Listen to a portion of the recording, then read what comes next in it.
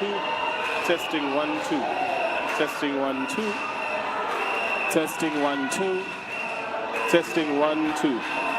Sanbonani. Molweni. Sanbonani. Testing 1, 2.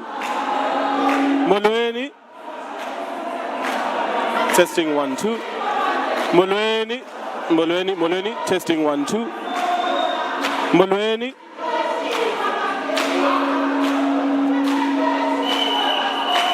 Sanbona. Testing 1, 2. Testing 1, 2. Testing 1, 2. Testing 1, 2. Testing 1, 2. Testing 1, 2. Testing 1, 2.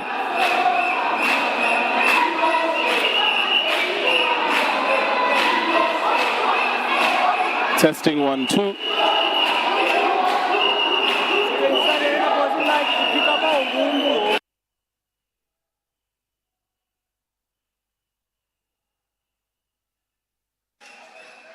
Testing 1, 2. Testing 1, 2. Testing 1, 2. All right, Molweni. Molweni. Sanbonani, good afternoon. Thank you very much. We'll be starting in 5 minutes. We'll be starting in 5 minutes, everyone. Just letting you know we're starting in 5 minutes. Can I please have the representatives who are here in the room to please move to the tables at the front? The parties are represented based on your colors and names. Please join us at the front. We'll be starting promptly in 5 minutes. Thank you very much.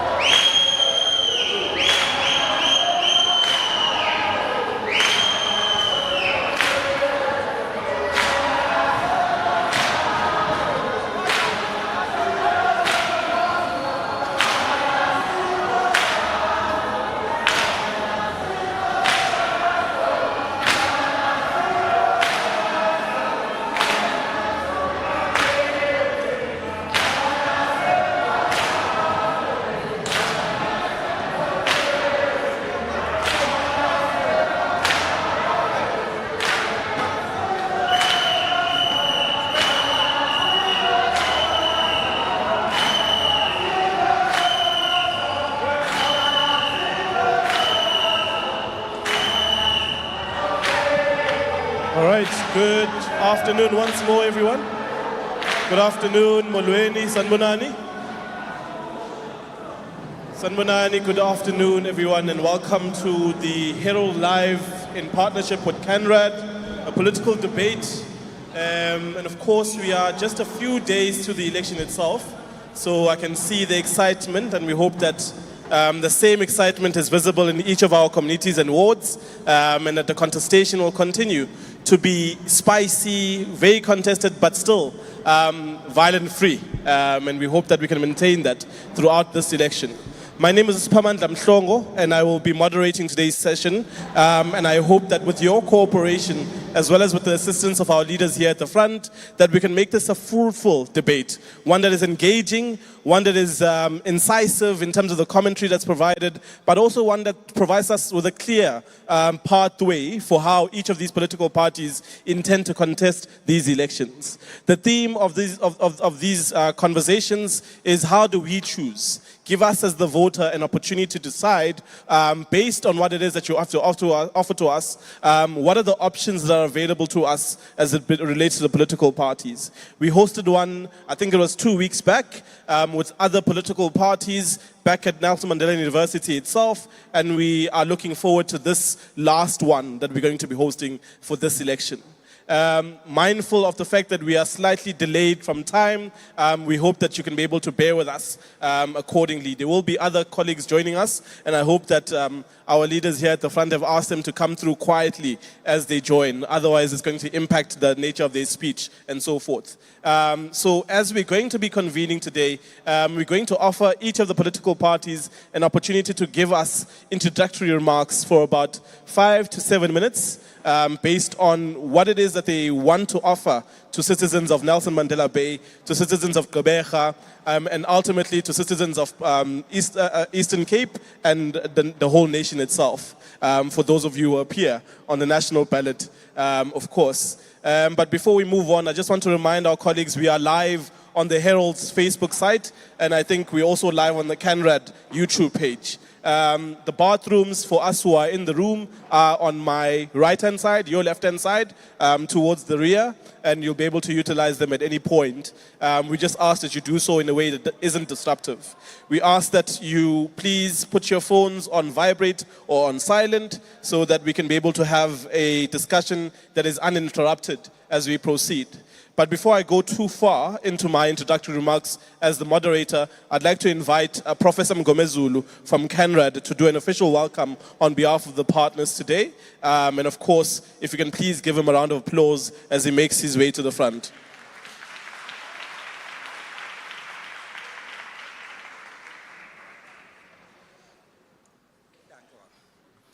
Sanbonani. Naze nabahle. Oh, okay, ladies and gentlemen, I'm not going to deliver a speech. We have our leaders here who have been tasked by you to come and tell us what you will be doing for us after 29 May, assuming that all of these leaders will be leading us after 29 May in the new administration, the 7th administration. I'm not going to be long. Mine is just to welcome you all and appreciate the fact that you made the time to come here to be with us. I would also like to say to those who were not here last time, we are here to fulfill a promise. On the 9th of May, we hosted 6 political parties on our campus at North Campus, and the event went very well. However, there were about 3 parties at the time that had indicated their interest to participate in the discussion, but we could not accommodate them. We then made a commitment on behalf of the collective to say that we are going to organize another event whereby we are going to invite other political parties. So we are here to fulfill that promise with the hope that our leaders will also fulfill the promises that they make in their manifestos. And I would like to acknowledge the following partners that we have been working with. One of them is Leaders for Change, which is a youth-focused organization based on campus at Nelson Mandela University. The other one will be our partners, the Herald newspaper, These are the people we organize these events with, and they've worked around the clock to make sure that we fulfill our promise of bringing you here today. I thank all of them for the job that they've done in that regard. We also have the NYDA, who were also part of us when we had our first event on the 9th of May.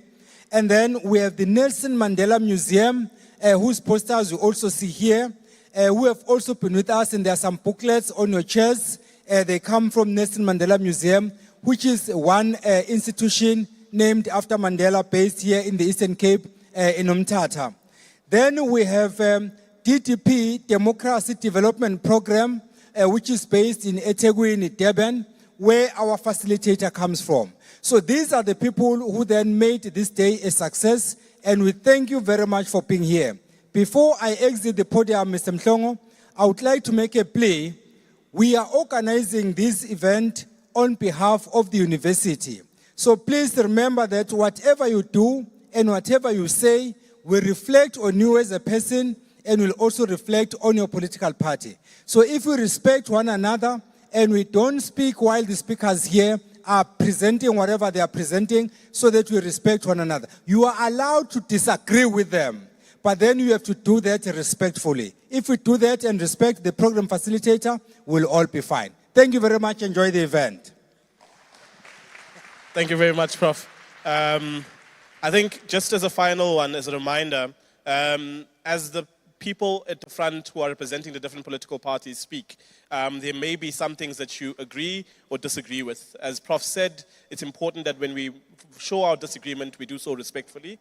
Ultimately, they only have 5 to 7 minutes to present what might be, for some people, 45 pages, might be 80 pages, might be 200 pages of a manifesto and a policy document. So it might not be the totality of the party's views and policy positions, but you must also be understanding of the time limits that we have in this space. Ultimately, as I indicated, the space is both respectful but also engaging. So we will have an opportunity for question and answer towards the end as well. I'd like to invite now, well, let me introduce the panelists first before I go to inviting the individuals themselves. We have Mr. Lance Grootboom, who's representing the African Christian Democratic Party, the ACDP. Sir, if you can just maybe, I don't know if you have to raise your hand just for visibility's sake. So we have Silondile Mabute from the African Transformation Movement, and there you go, sir. We have Mr. Lawrence Troon from the Good Party. Okay. We have Mr. Sonwabile Ngoza from the MK Party. We have Ms. Phumla Ngesi from Rise Mzansi.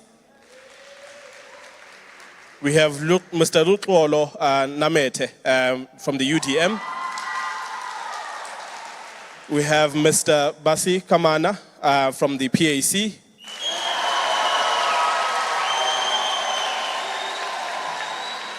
We are currently looking forward to also having with us Mr. Chris Swepo is here from Azapo, my apologies.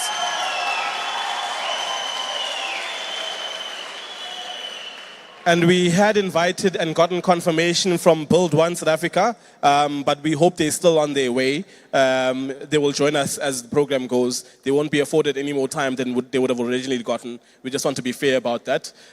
So let me start off. Mr. Lance Grootboom, in 5 to 7 minutes, I will be timing each of the panelists so that we make sure that we are fair in terms of our time distribution. What is it that the ACDP has to offer South Africans in terms of helping them decide how to choose for this national elections 2024?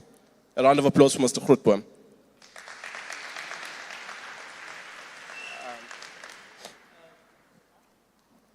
So we're practicing for Parliament. You have to put your own mic on, and then it'll be read here. Is it? Okay. Good evening, everybody. Listen, I think this is the most important elections for the last 30 years, and this is going to be our 7th election. And I think that everything that used to work is no longer working under an ANC government. Eskom used to work and it's no longer working properly. They've collapsed even the post office. Transnet is not working. South African Airways are not working. South African Forestry Company is not working. Denel is not working. Everything under the ANC is actually not working. But you know what? There's an opportunity on the 29th of May to vote the ANC out of power. Because under the ANC, the cost of living has increased. Unemployment has increased. Our children can't even read with meaning and understanding at the grade 5 level. So everything basically has collapsed. Our education system has collapsed. Our health system has collapsed. Crime has increased and we've become the murder capital of the world. So we need to replace the ANC. Now the 29th of May, we have the opportunity to do that, to remove the ANC from power. Now the ACDP is saying, let's restore service, order, safety. Let's bring back services back to our communities. Let's restore order. Everything is out of order. Let's bring that back again. And let's bring safety back into our communities and into our country. Now the ACDP has a plan to do that. And we want to create jobs and alleviate poverty. And the only way to do that is to improve the lives of people. Everybody wants to build infrastructure, and that is good. We need to build infrastructure. But we need to build people, because it's people that build infrastructure. If we don't develop people, how are we going to improve on our communities? Our children are unemployed. So we need to put systems in place that can give our children the opportunities. So ACDP is saying, let's put our money in the education system. Let's get some good education for our children. Our children cannot, at a grade 5 level, unable to read with meaning and understanding. So ACDP is saying, let's grow small businesses to get into the mainstream economy, to create jobs. And let's link business needs to education. And then those who are at home that doesn't even have a matric, I mean, our people can work with their hands. Let's teach them apprenticeship skills like plumbing, mason, carpentry, etc. We can teach them. We can build people. It's about building people, because it's people that's going to grow this economy. It's people that's going to grow this country. We need to look at cadre deployment and race-based policies that has destroyed our country. We're talking here about tender entrepreneurs. That's what it is. Nepotism, clientism, and you know them. You know, it's who you connected to politically. When everybody's left behind, we need to deal with race-based policies and choose the best to do the job. Then what we must do, we must employ capable men. We need leaders that fear God. That is what we don't have. We don't have leaders that loves righteousness and loves justice. We've got leaders that are crooks and that want to steal from you. And look how they've collapsed this country. So we need to put the fear of God back into our nation and appoint leaders that love people and don't just represent their parties, but represent all people in South Africa. We need to stop load shedding. We need to stop that. And ACDP has a plan to do that. We don't need to stop coal fire stations. No. Other countries are running with them. We just need to appoint competent people to run those coal power stations again. And yes, we should bring back renewable energy, and we should empower IPPs to be able to do to get in and be assisted to, so that we can have a mixed grid. We definitely need that, but we should not stop coal at all. That is not happening in Europe and other countries. We should just make sure that we put competent people there. So, and on education, this is very important. Our education system has collapsed. We are saying we will repeal the Bella Bill, and we will bring parental responsibility back within education, because the ANC government wants to keep that away. We will also repeal the NHI, because yes, it's a good idea and it's a noble idea, but we are not ready for that. We can't even look after our current health infrastructure. Now we want to bring the private in. No, we need to fix that, and we need to fix the negligent cases that is against the Eastern Cape Department. It's sitting into billions of claims. It's a new RAF thing for lawyers now. They're claiming because of medical negligence and because hospitals doesn't have a capacity, they don't have the staff to able to do the work. There's too much cadres that has been deployed there that is incompetent, unable to do the work, and now our people have to stand in queues. They have to get to hospitals and clinics where there's no medication. That must stop. We should go back and make sure we improve our health system. Crime is a big problem. We're the murder capital of the world. So what we should do is ACDP will review the parole system, and we will make sure that people that are sent to jail, they will do their time. We will also look at the Criminal Procedure Act to amend that to make sure people that commit crime, especially violent crimes, will not get bail easily. And we will establish an independent, specialized anti-corruption entity to deal with corruption in the same way as the Scorpions. We will create that entity, and we will make sure that the ANC that has been stealing from the coffers of this country, we will hold them accountable when we get into power. People, 29th of May is the most important date. Let's put leaders there that fear God. We need the fear of God back into our country, and we need those who love righteousness and justice and love people, and don't divide our people, but unite our people and make sure that nobody is left behind. Thank you very much, Mr. Grootboom. A round of applause.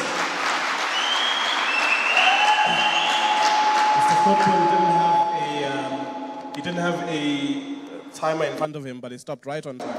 We appreciate that, sir.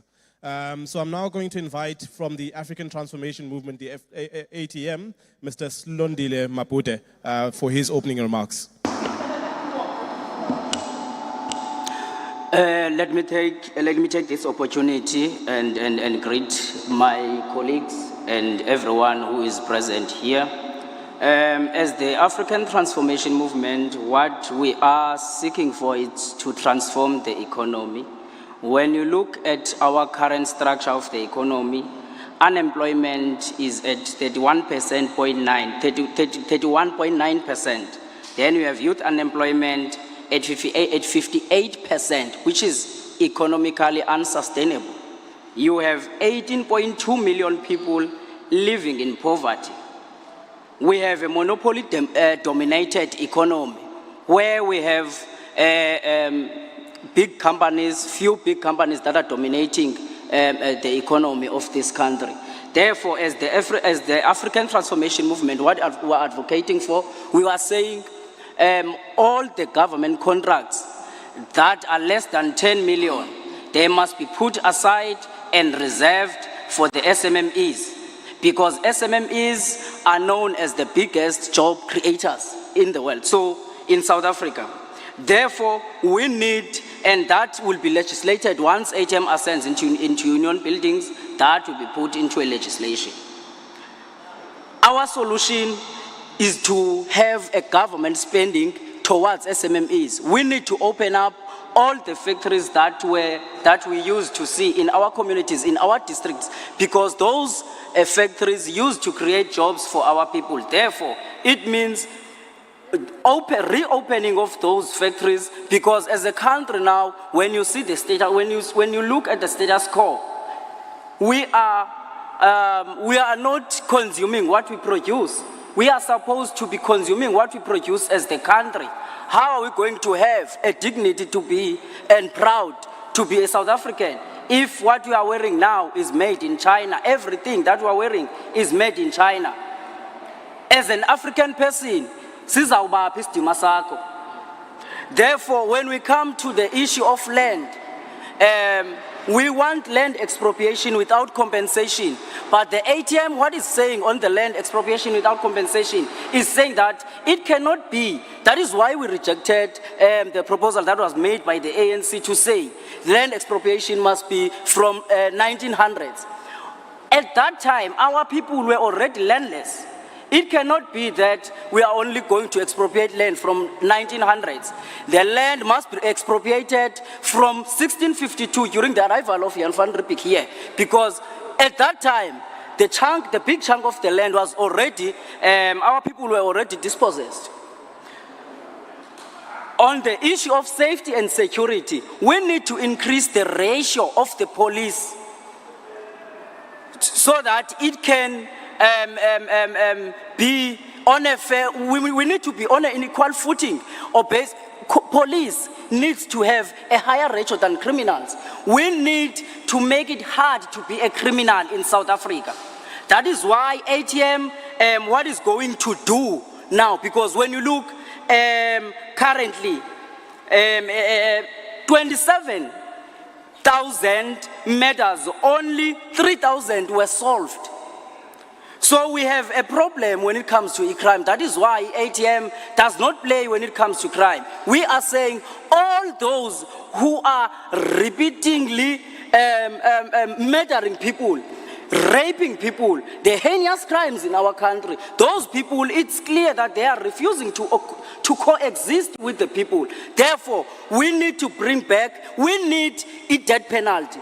The death penalty that we are talking about, it's not the reintroduction of the death penalty that was existing before, but we need a death penalty that is going to make sure that we make it hard to be a criminal. A criminal must fear the law. We need to strengthen our law as the government. That's what ATM is going to do. And on the issue of crime, we need to make sure that we increase police reservists. We need to employ more police and pay more. So police must be paid well so that they don't find themselves tempted to take bribes and all that.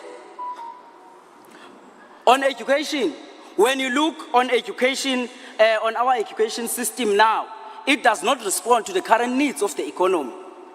South Africa is known as the richest country in Africa, is one of the richest countries. We have minerals, we have gold, we have diamond, we have platinum, we have everything that you can think of. But now the education system does not provide the skills that would respond to the economic needs.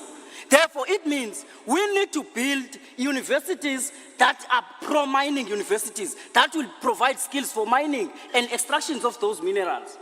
We need education that is going to empower so that when a person that leaves matric has already a skill that he can utilize to make a living. He is not forced by the system to go to university, knowing very well that after you've done doing your degree or a diploma, you're going to write a CV, and the university knows it very well that they are training you or teaching you so that you can write a CV. There is no skill that they are providing you. So therefore, the current education system is failing our people. That is why we don't even need NSFAS for that matter, because that NSFAS, it's a group of thieves that are there, that they are there to loot funds that are supposed to help the poor. NSFAS, we don't need NSFAS as South Africans. We need a government from the Treasurer's office and straight to the institution. It must not go via NSFAS people, because those people, they are corrupt. We have people, students who are defunded every year. 20,000 students were not paid last year. On immigration, as African Transformation Movement, what we are saying, we need to strengthen our borders. It cannot be that everyone comes to South Africa when he likes and then leaves when he likes. We need strong border control, because illegal immigration is what enables crime in our country. We have buildings that are hijacked. We have people who are hijacked every day, taken to other countries, where there is no possibility to get them back to our country, because we don't know where they are. The borders are porous. Therefore, as African Transformation Movement, what we are saying, we need a strong border control, so that we need to account for everyone that comes in and goes out of our country. It cannot be that our country is a banana country, when he likes. And therefore, those people who are coming here illegally, they come here selling fake goods and doing all the things that they do. Even the private sector, the companies that are employing people who are here illegally, we are going to deal with them. The police officers who are doing criminals, they need to get a death penalty. All right, thank you very much. Thank you very much for the presentation from the ATM. We'd like to invite now Mr. Lawrence Shroon from the Good Party for his presentation. Thank you very much, Chairperson. Good evening to everyone. Chairperson, I'm glad that Mr. Grootboom affirmed good within his speech. He spoke about we need a good education. I just want to tell him he doesn't need to look far. Good is here with you. So, Chairperson, when I came into this place, there was someone amongst the people in the audience that came to me and they brought me this file. Now this file, Chairperson, has to do with fraud in this community, in this municipality. It has to do with fraud within the Department of Budget and Treasury. The fact that that person, Chairperson, has decided to come to good instead of all of these other parties here shows you the confidence that good has instilled into the people of this metro already. If we are honest, Chairperson, that the Good Party has been the lone voice in this metro fighting fraud and corruption. Because what we say, Chairperson, it is useless for us and needless for us to speak about all of the other things that were said now unless we deal with fraud and corruption. Because fraud and corruption, Chairperson, is the cause of our potholes that we have in our roads. Fraud and corruption is the cause of the sewage that is flowing in our streets. Fraud and corruption is the cause of the incompetent people that is being appointed in this municipality. And we has made it clear that we are the only party in Nelson Mandela Bay that is fighting fraud and corruption without any fear. And that's why I want to promise that person today that with this file that they have given me, we're going to open a case, a criminal case against those officials. Because you have read in these newspapers within this week and last week, the municipality went to go and disconnect many businesses. But there are some businesses that owe this municipality millions of rands and nothing is done to them. Why? Because they've got friends as officials and they've got friends as politicians. As the Good Party, we tell ourselves, there's a clear line between us and officials. We do not make friends with officials. So, you are going to see for yourself, in a matter of time, this case will be opened and those people are going to be called to account. With regard to job creation, Chairperson, we can say as much as what we want to about job creation. If we look at the funded vacant posts within the Eastern Cape government, there is 31,000 funded vacant posts in this province, people. Now, funded vacant posts is the biggest sin that any administration could do. Because what it says, that here is the funds to appoint these people. But the ANC government, government is totally incompetent to do that. Waar jy al ooit gehoor, jy het geld om mense aan te stel, maar jy stel nie die mense aan nie. Worse corruption than that, you cannot find, people. 31,000. That is not counting your municipalities.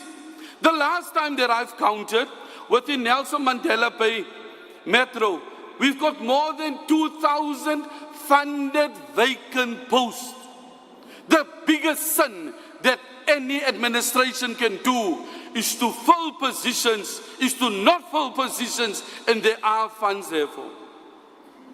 What we're saying, people, the administration, and in this case, the provincial government, would never be able to function optimally with so many vacancies in that administration. So our task, firstly, is to get the government right. Secondly, if we want to make a difference in the lives of our people, we must work with business, with the churches, and with all civil society sectors. We will never be able to make a meaningful difference and change in government if we do not work with those like stakeholders. One of the biggest challenges in this metro when it comes to like creating jobs, people, is like rezoning. It takes you forever and a year to rezone a property from like residential to business. It takes some of them 2 years, 3 years, and I'm sure some of you know what I'm speaking about. What we're saying as a good party, there is no reason why rezoning should not be done within 3 months, people. There's no reason why it should not be done. And that's why we say that would be one of the things that we would concentrate on to see that we get businesses and properties rezoned as soon as possible. Because government will never be able to do all of these things by itself. People, there is no consequence management in this government. Let I leave this, I'm told I've got 1 minute. People, I'm sure all of you have seen already that the Good Party is the only party in this country that is giving our people free Wi-Fi. We are not waiting for government to do it for you. We are doing it ourselves. And we set ourselves the target by 2026, we are going to have free Wi-Fi in all 60 wards. I thank you.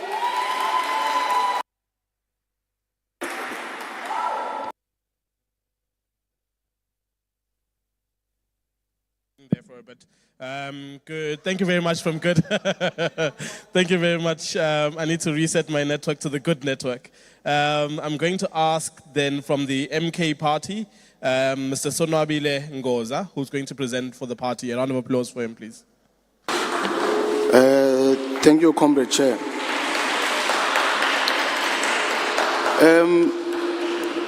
I'm not going to be very long, but I'm just going to get straight to facts and points. Now, ours is very simple as the MK party. We've always been clear about our stance on radical economic transformation. We've always been focused on transforming the economy, building state banks that are going to benefit black businesses. We've always been focused on redistributing the land. Now, our issue that we have as a country is that you find out that the majority of the black people have been marginalized and have been alienated from their own production.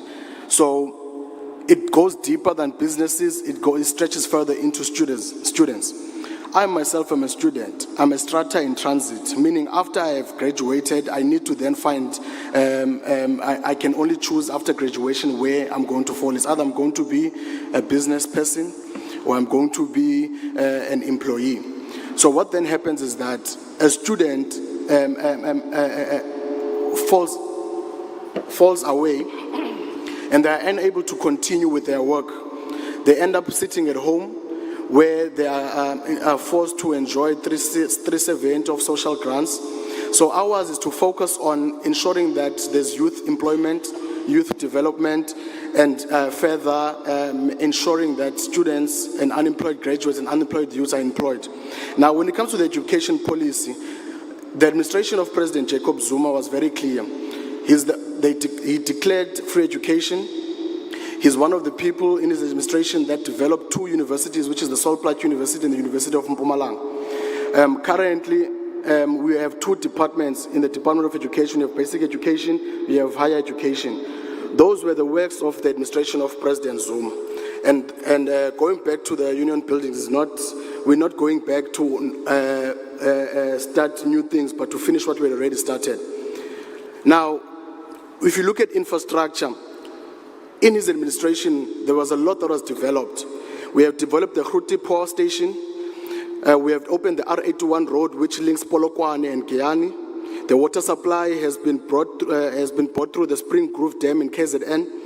The D Hoof Dam in Limpopo was completed by his government, now benefiting more than 800,000 people. Those are just part of the examples of the history that we understand and the work that we've done. Moving forward, the HIV and AIDS pandemic In his administration, South Africa was rated by UNAIDS as one of the best developing countries in combating HIV and AIDS.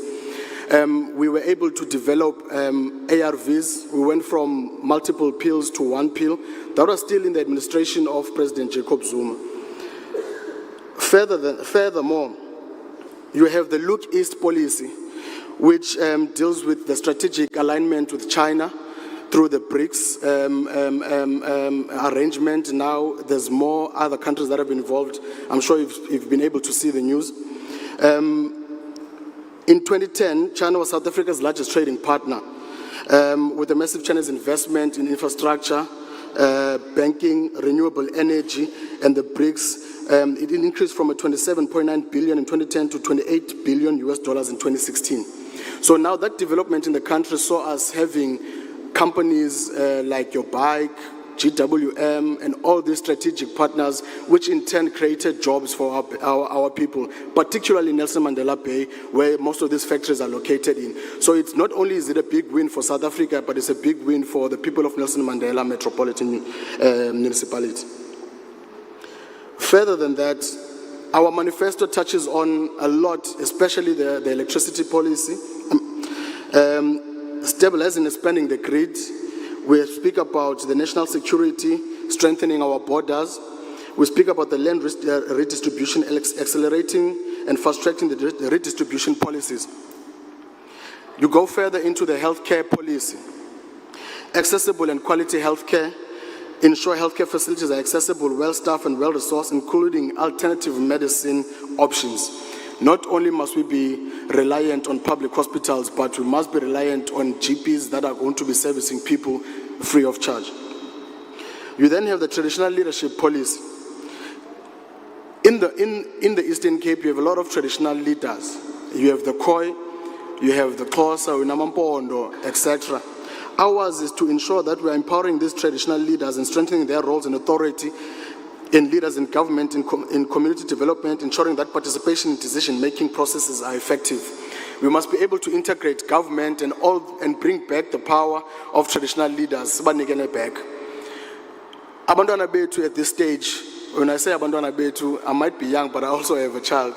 But it's at a point where abantwana are unruly at home. You can't spank your child anymore because what they're going to do is go back to the Department of Education and report. So we need to change some of these policies to ensure that we give back abazali a way of they can discipline their own children. Obviously, there is limitations. There's a difference between discipline and abusing a child. But now these things of free will, where criminals have more opportunities than citizens, you have unruly children, you have traditional leaders that are there by name, but they cannot take decisions, needs to change. Now, to cut it short, the MK party still has a lot to do in terms of finalizing our stance in governance. We want to ensure graduates are employed, the youth is not marginalized, people are not alienated from the means of production, people are not, banks are able to fund black businesses, particularly the youth. There must be, if you go to a bank now and you want to develop whatever that is going to be beneficial in your community, you cannot do so because the bank will ask you to put up assets against whatever loan that you want. The development of a state bank will allow us, black people, to be able to have those loans so long as they're going to be benefiting the communities. We have development in townships where malls are being built, but however, they are still infringing on the township economies.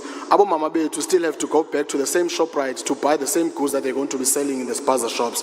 So now they are being squeezed because now they have to put a markup against whatever they're selling because they're competing with big corporates. So ours is to ensure that we develop our economies in the townships so that all those that live in those townships can benefit from the youth to the suppliers to the distribution. Thank you. Thank you very much. A round of applause for Mr. Ngoza from the MK Party. We'd like to invite Mr. Ngoza, if you can please put your mic off. Thank you. We'd like to invite now Ms. Pumlangesi, who's the Rising Zanzibar Provincial Convener. A round of applause, please. Good evening. Rise Mzansi is a new political formation, only 13 months old. Rise Mzansi was born out of a need for leadership in South Africa. Our country is in a leadership crisis. I'm listening to all that my colleagues around the table, the ones who've already spoken, have mentioned about the prospects, the possibilities, and everything good that is going on in South Africa. And you ask yourself that if we as a country have all the resources, all the money, and everything that has been mentioned over the years, what is the problem? Rise Mzansi says the problem is leadership. We have a leadership crisis in South Africa. For the longest time, we've had leaders who prioritize party needs, political party needs over people. Rise Mzansi has brought a new kind of politics that prioritize people. We've went around South Africa to say to the people, elect leaders that you want, leaders who will rise for your issues. And when we were going around, people told us that we need new leaders, new governance, and new implementers, because the current crisis that we have squarely sits on the leadership that is not willing, that has no political will to exercise what is needed by South Africans. Let me bring it home to the Eastern Cape. Rise Mzansi has correctly diagnosed, together with the people of this province, that we need new leaders. We have many dysfunctional municipalities. There's no water in the Eastern Cape. I've heard my colleague to my right talking about the Guyani project. That was initially 90 million, and it's 4.4 billion currently. And we still have no water. There are no jobs in the Eastern Cape. There's no safety and rule of law in the Eastern Cape. And Rise Mzansi has brought new leaders through its public representatives. Leaders that are coming from the constituencies, because Rise Mzansi is bringing a new kind of leadership, a new kind of politics, people over the party. Because when we go directly to the constituencies, which is one of Rise Mzansi's mission, to bring a political reform in the electorate, where people will hold leaders directly accountable to what they said they will do. We do not have promises as Rise Mzansi. We have a plan. It comes from the manifesto that the people of South Africa said: fix leadership, fix jobs, fix rule of law, fix climate change, and fix communities. People stay in communities. Jobless people are in communities. Corrupt leaders are in communities. The people who do not know how to govern our wards, you have 60 wards this year, and what is happening is the incapable, the people who do not know their left foot from their right one, when they come back from elections, when resources come for a ward, they prioritize those who voted for them. Of course, doing what the Bible says, just to quote in that book, when the wicked rule, people suffer. The problem we have in this nation is leadership crisis. Fix leadership in South Africa, and you have fixed the problems of this nation and the problems of this country. Get leadership that will account for the funds, the trillions that get entrusted to them, to take them to the lowest of the lowest, that is the level of service delivery, local government. Get leaders who will sit in offices as administrators on meritocracy. Get skilled people. Rise Mzansi will put in administration every municipality that is not functioning. Municipalities, most of them, they have people who are not capable to give account for finances. Their vision is skewed. It's not in line with the priorities of the communities. They build swimming pools that cost millions. They build gyms that cost millions. Stuff that does not generate revenue for the communities where they are. Rise Mzansi says, fix the basics. Fix local municipalities. Bring water by changing the pipes of waters, because when you are changing those old pipes of pre-1994, you are creating employment for the people of that ward, and you are giving service to those people. The schools that have been closed in the Eastern Cape, about 700 of them, Rise Mzansi is going to reopen them and make technical schools. Out of those schools, that will stop redeployment of teachers. And that will make children safe and not walk distances. And it will cut costs of transportation of learners when they are school. The schools where people are. Rise Mzansi has a plan to create jobs, to look after single mothers. You need about 780 now to take care of one person in terms of putting food. Rise Mzansi has a plan to end hunger. And the way to do it is to provide employment instead of work opportunities. We need new leaders as South Africans. The manifestos may be beautiful. If the people who are supposed to deliver service are unethical, unaccountable to anyone, they don't have skills. You take someone who doesn't even have a technical skills for water, you make that person a CEO of a water board because of the proximity of politicians. We need new leaders in South Africa. I thank you. Thank you very much, Sister from the Rise Mzansi. We'd like to welcome now from the United Democratic Movement, Mr. Lutolo Namete. Round of applause for him, please. No, thank you very much, Program Director. But before I go to the 10 points plan that the UDM has for this province, beautiful province of the Eastern Cape, I just want to draw everyone's attention to what happened earlier on when we came here. We were so united, singing, rejoicing from different political parties. That was a beautiful picture I saw. Different political parties.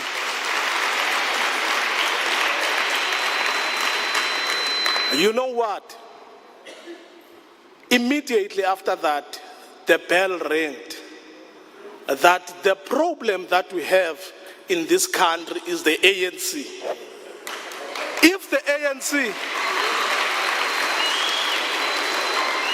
If the ANC was here, I tell you, everyone would have kept his or her corner. Because you know what?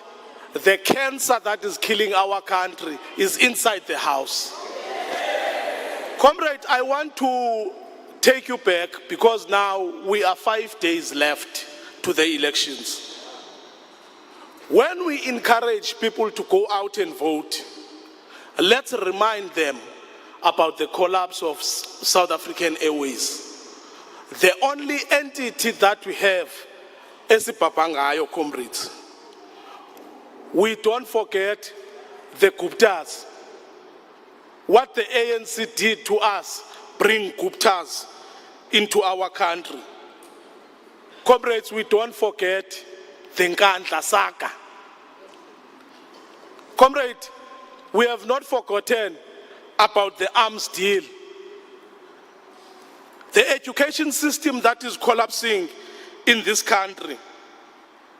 The Marikana massacre, comrades, where the government of black people killing another black people under the ANC government. It should never happen again, comrades. Comrades, for the first time in the entire history of South Africa, this country going to junk status. The PPE saga, we have not forgotten the PPE saga, where comrades were looting state resources. The lockdown regulations, people were locked down in their homes. I want you, comrades, to remind each and every South African when we are going to these elections.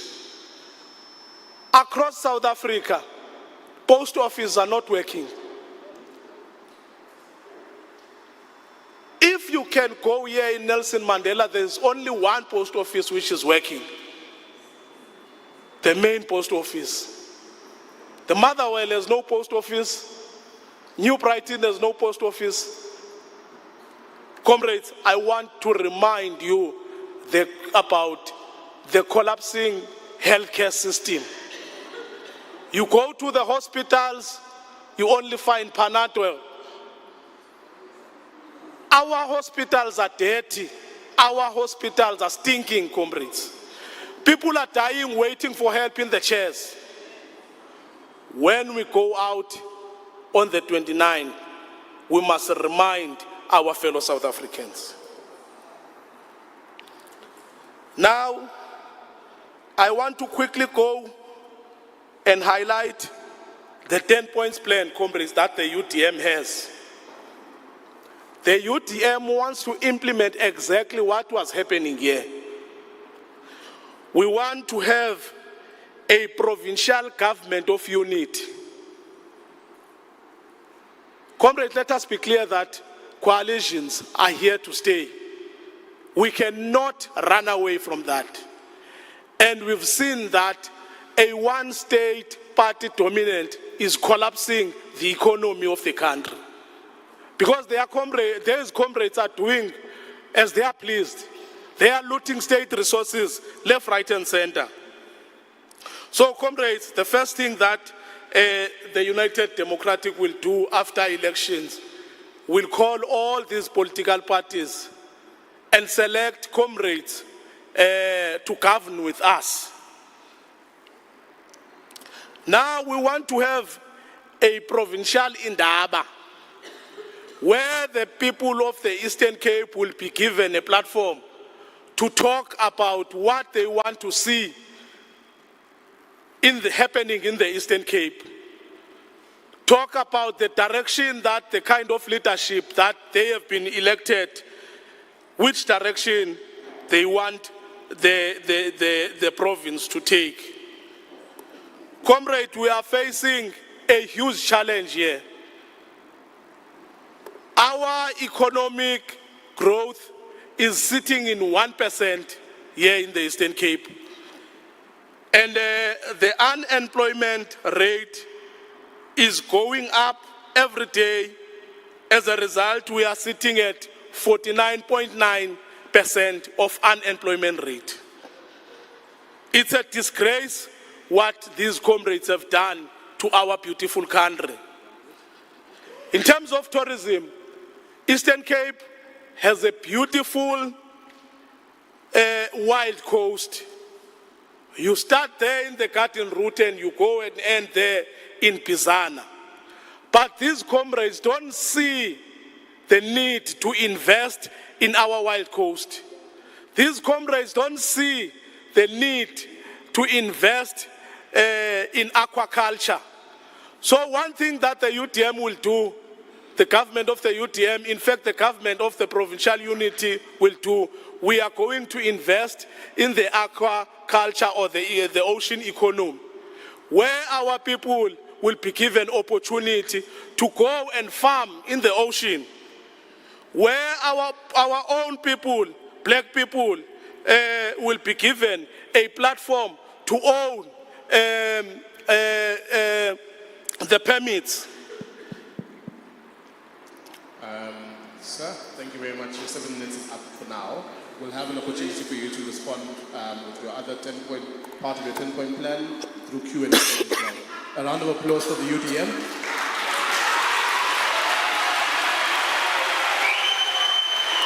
Thank you very much. Thank you. So I'm not sure.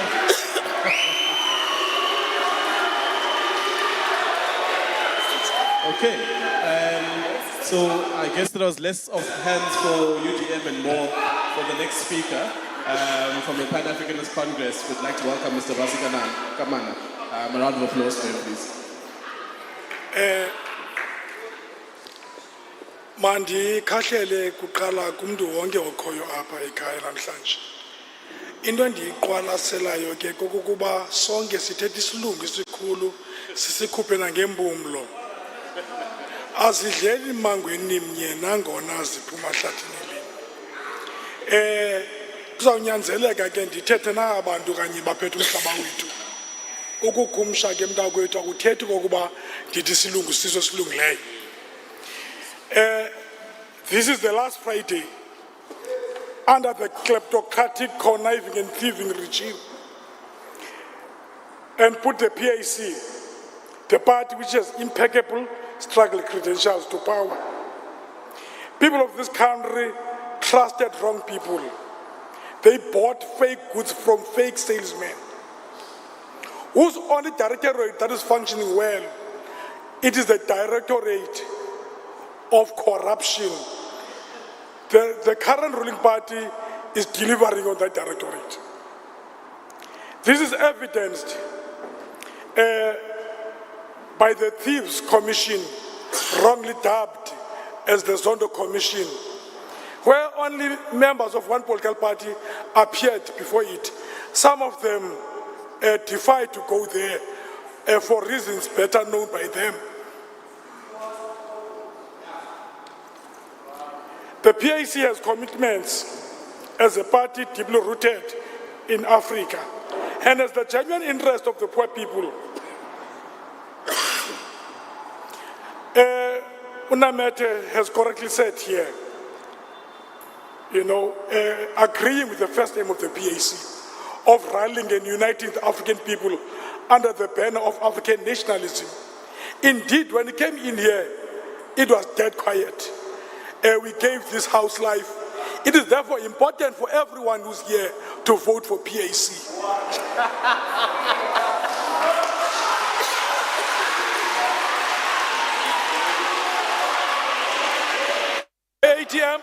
The ATM spoke something about land. We are saying to you, you are welcome to come to the PAC, because the PAC is the university of the land question.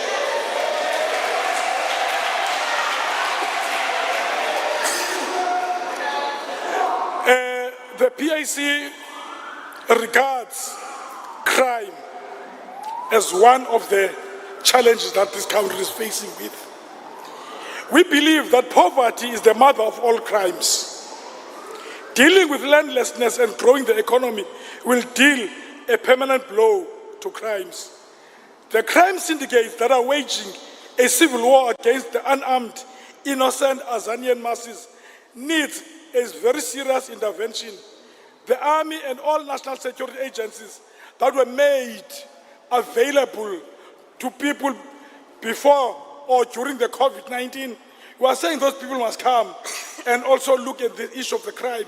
Because during COVID-19, which was also a crime perpetrated against the innocent people, there were no violent crimes in this country.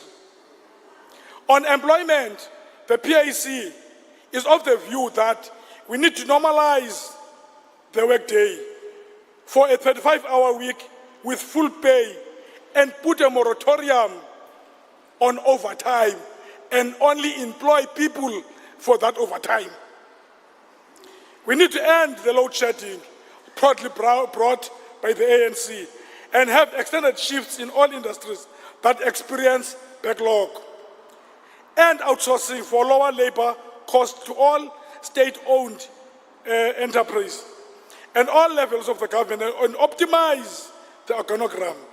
We need to increase industrial capacity of the national economy for the processing of raw materials in domestic economy. We must not export our economy. Once you export raw materials, you are exporting jobs.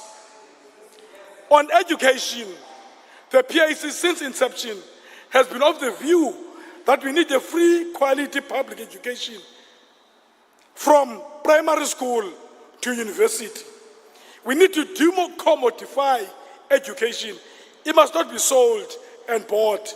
We need to invest in quality research to increase productive capacity of all sectors of the economy. Illiteracy must be eradicated by giving people proper education. On land, all natural resources incorporating agricultural land, the oceans, the rivers, the environment, underground and above ground minerals, and the whole atmosphere around us. That's how we define land. We don't define land as only the soil, as other people would say so. We need it to be declared a national asset under the administration of the African People's State, established by a new land clause in the Constitution. We need to deal away with that useless piece of legislation which is called Section 25.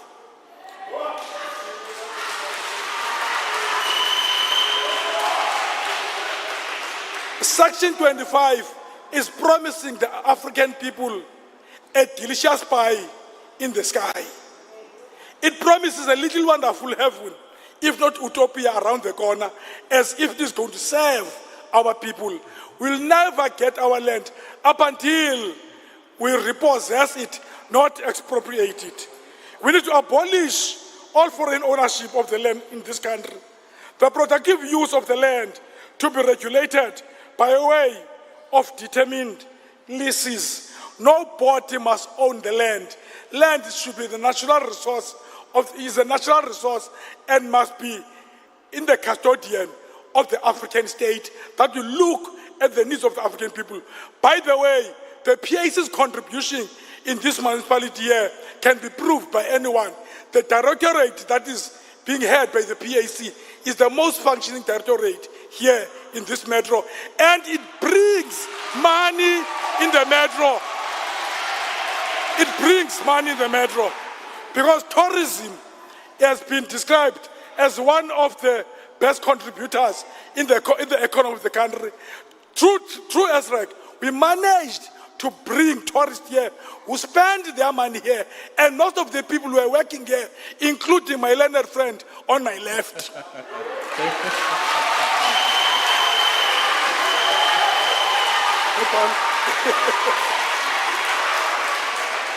Thank you very much.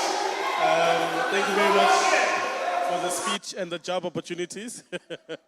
Babu Chris Swepo from the Azanian People's Organization, AZAPO. Thank you.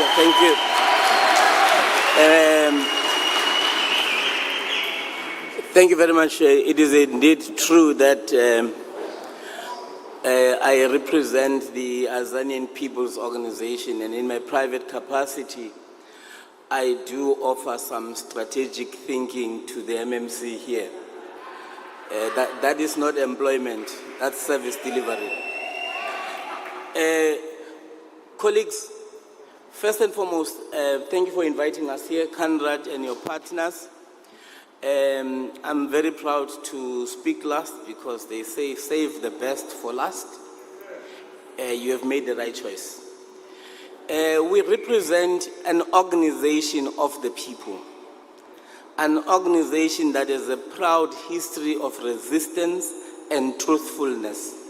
Our people never forget. Our people would never forget that at the time of a euphoria of elections in this country, where all my colleagues participated, it is the Azanian People's Organization that swam against the tide and said, there is no land in this freedom. The only liberation movement, the only liberation movement that did not participate in those negotiations and stood for land and said, there is no land in these negotiations, there is no land in this freedom, it is on record. It is the Azanian People's Organization. And before you think that we are here to join this ANC bashing gathering, We are not. We hold no brief from the ANC. But many of these comrades are from the ANC. That's why they are giving us track records. We opened the Komati port. How do you open Komati port when you were born last week? Just last week, the courts were talking about you. You are quoting an ANC history. Our people do not need indabas. Our people know that the basis of their problem is landlessness. The fact that it is black people only here, when leaders of some of these parties are white, tells you that the basis of our problem is landlessness. And I want to trace for you today what Azapo is saying it's offering. And it's offering its freedom is precipitated on land repossession, because without land repossession, you will have no jobs, you won't have all these things that we are promised here. And by the way, Mr. Drone, I think that file you must bring to Azapo. I'm a lawyer by profession, I will interpret it for you. I mean, just a few months ago, you lost a case where you were accusing a person of corruption, and the court said you must pay 130,000 to that person. People must be careful who they invest the future of this country to. These ANC splinters are also not a problem. You don't get into the list of the ANC, you go from a new political party. The only liberation movements that are in this house, it is the PAC and AZAP. And I have heard a lot of these parties reading from that script, speaking about land and all that, but they are reading from a manifestos that we have been writing. The people of this country know what the problem is. They don't need any more indabas. What we need in this country is to repossess the land. I will tell you why. We're not talking about soil. Like Comrade Basi is saying, we are talking about the mineral resources. Because mineral resources are exported in this country, are exported out of this country without being refined, because the owners are European. So we are saying nationalize the land in the hands of the state. We're now giving facts, we're not howling. Nationalize the land in the hands of the state, use it to empower your people. The National Party nationalized in 1948 to empower the Afrikaners. They privatized when they were about to give the ANC political office. Many of the parties we're debating with here are part of the problem. They are in government. This metro, sorry to come back to you, Mr. Tron. You were MMC here for safety and security. Chairperson, that I become now the topic of no, the I am Please, presenting. debate your point. Don't Disturb use anybody. Me. You were don't the MMC. You debate were the point. MMC here.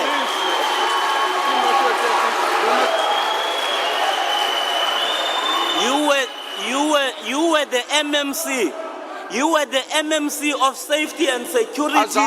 You never called one standing committee meeting. In the legislature. You could never get one person in the legislature. Now you come, you are basically dead as a Zapu. That's what you have. That's what you have, hooligans who want to pose a solution. Comrades, you are starting something, Chief. If you thought that you're going to come here to come and attack me personally, that's a typical drone who wants to govern this country. No, you must stop him.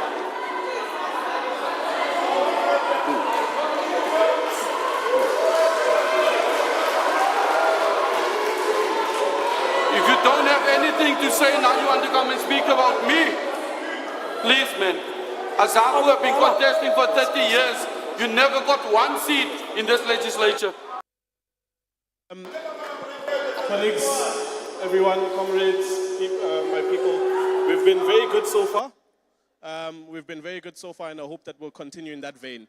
There are some things that will be talked about that might not be friendly to you as an individual. Let's try and utilize our time and get an opportunity to respond. I promise you, Mr. Thrun, you will get an opportunity to respond, but please don't interrupt others as well.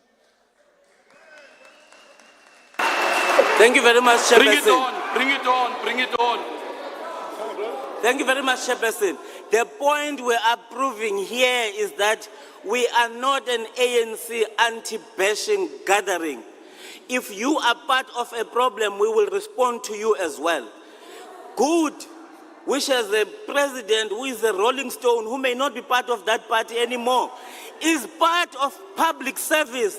The president of that party is the minister of, what is this nonsense? Public Works. They don't even know how many buildings this government owns. They don't. Good. We are in a city here that is number 9 in the world in terms of crime, number 1 in South Africa.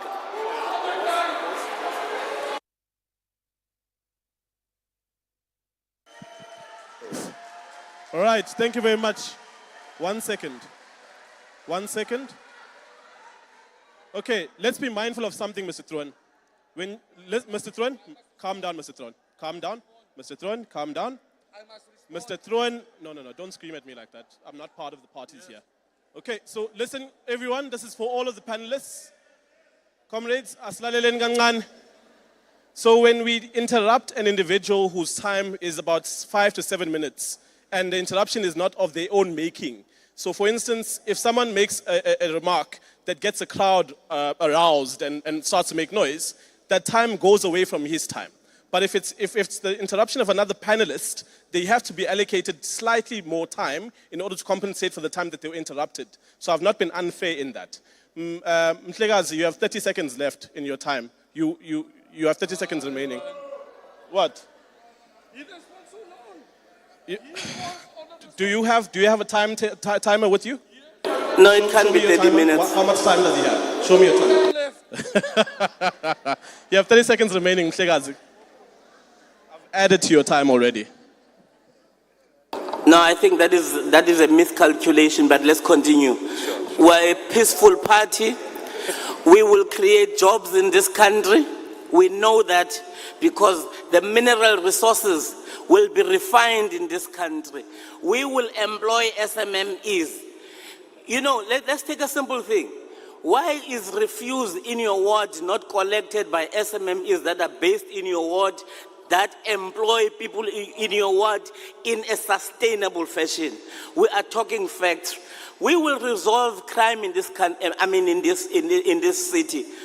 Here, we are the capital in South Africa of crime, but there is no special unit deployed here. Right, even the person who was MMC never called a single meeting. Thank you that very is much. thrown. Mr. Thron, don't do that, please. Don't do that. Don't do that. No, don't do that. Thank you very much. A round of applause for the speakers. So it gets heated. We feel personally attacked, but our politics must remain good.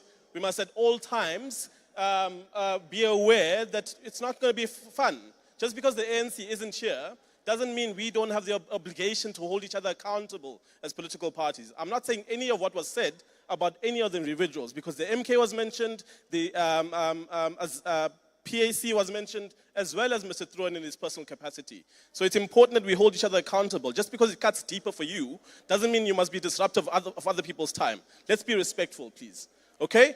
That's it. So we're going to go to our speaker, the renowned political analyst, Mr. Thron. You will get a chance. It doesn't mean it will be directly after the speaker has spoken. You will get your time. All right. So I'm no longer going to address this in this fashion, Mr. Thron. Please respect me as well. Okay? All right, Mr. Ntsikelelo Breakfast, political analyst from the Nelson Mandela University, is going to give us about 5 minutes to 10 minutes of his insights in terms of the ways in which we decide next week. You come at an interesting time, Dr. Breakfast, rather, so that you don't hurt your knees. I know the age is going, so I don't want to be charged for anything. Thank you very much. A round of applause for Mr. Dr. Breakfast. Is it Prof? I'm sorry. No, thank you very much for the invite. I'm not going to belabor the point. Suffice to say, most of the presentations that were pitched by political parties across the political spectrum to the audience have not revealed anything new. But what stands out for me is the issue of a slow pace of service delivery, largely because there is a symbiotic relationship between slow pace of service delivery and voter turnout. Now, if you look at the majority of people who are eligible to vote, it's young people. And in the previous elections, we have seen that voter turnout amongst the youth is very low. Now, the way out of that, in my opinion, is not voter education. You can teach people about democracy until you are blue in your face. They're not going to vote. You can only improve voter turnout by rendering services faster.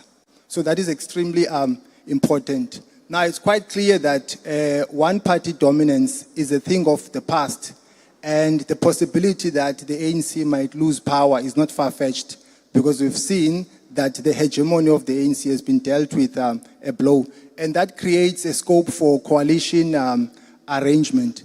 Now, I want to challenge the political parties, because one of the challenges that we have, if you look at the Constitution, is that it gives political parties 2 weeks to form a government. And that is not in, I think the formulators of the Constitution, they never envisaged a situation whereby the ANC will be out of power. When they were making the Constitution, they only had the ANC in mind. But now we have these political developments. So I think there's a need to bridge that gap in terms of the time frame at which political parties can engage regarding a power sharing arrangement. Because if you look at the model of power sharing, where it comes from, Eastern Europe, opposition parties have a longer period to deliberate. Yeah, I think that's that. Thank you very much. We appreciate that, Prof. Thank you very much for keeping it short as well. So we're going to have Q&A. The order of giving feedback in the Q&A, I will determine as the chairperson based on the first panel discussion and what we witnessed. Giving also opportunity for any direct feedback from any of the political parties who feel they need time to be able to respond to some of the remarks that were made in the space. But I'm going to take 4 hands first, and those 4 hands are going to be just for this part of it. We have about an hour for this portion of the program, and I'm going to ask our colleagues from the Herald and Conrad to help us in pointing out hands in a way that is fair and is distributive of the room. I'm not going to point any hands today. It's going to be our colleagues on the floor. Please raise your hand. We have the sir with the red jacket who has a mic with him, and our other colleague, we call her the speaker. Where are you, ma'am? From Conrad. I'm looking for, where is she? Or is the other mic, or am I holding the one mic? Okay, I'm sorry. Where's the second mic? Oh, there. Oh, Uncle Rodney is there with the second mic. So we'll start this side. You, sir. Can we take one here? You, ma'am. And then one, you've raised your hand there with, I think, the yellowish jacket. Remember, it's the first round. We'll have another round. I apologize. Just 4 hands for now. Okay, so one hand here. Yes, ma'am, in the blue jacket. You, sir, and then ma'am with the yellow sleeve that we've got for the first 4 hands. Thank you.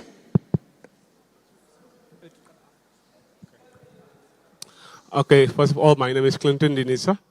I have 2 questions. 2 questions.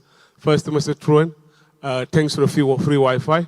And is that the free Wi-Fi, is it paid until 2026, or is it just for a year? My second question is, it's a question. First of all, when you're a leader, the first thing starts with, you must check the space in the room and the topic of the moment. And each and every leader has speak about the topic on the moment. And the leader at the last point move away from the topic of the moment. So that says that, as Raizum Zanzi said, we need leadership. If I was someone without a party, I will think twice that me will vote for a party without a head, like All right, thank you very much. So the primary comment or question to Mr. Thrun is about the Wi-Fi. How long is it being paid for? And do people have access to it until 2026 as one of the questions? Thank you very much. Thank you, Chair. I addressed my question now to Councillor Lance Grootboom because we understand that this is a political interview today and it's all about government. And I don't want to miss the point, but I do want to know from Councillor Lance Grootboom, what has he done as an ACDP representative in the Nelson Mandela Bay government that makes the ACDP bigger than what people think? Thank you very much. So a direct question to the ACDP. What have you done in this space in order to qualify you? There's a hand here, sir. The UDM T-shirt.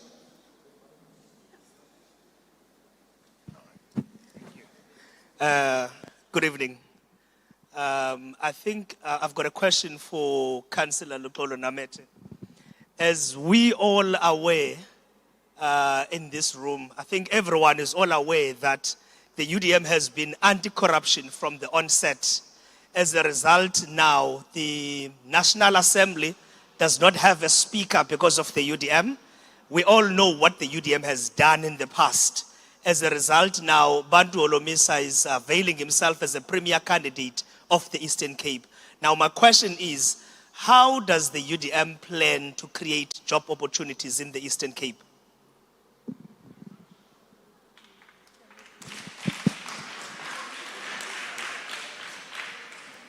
Good evening, everyone.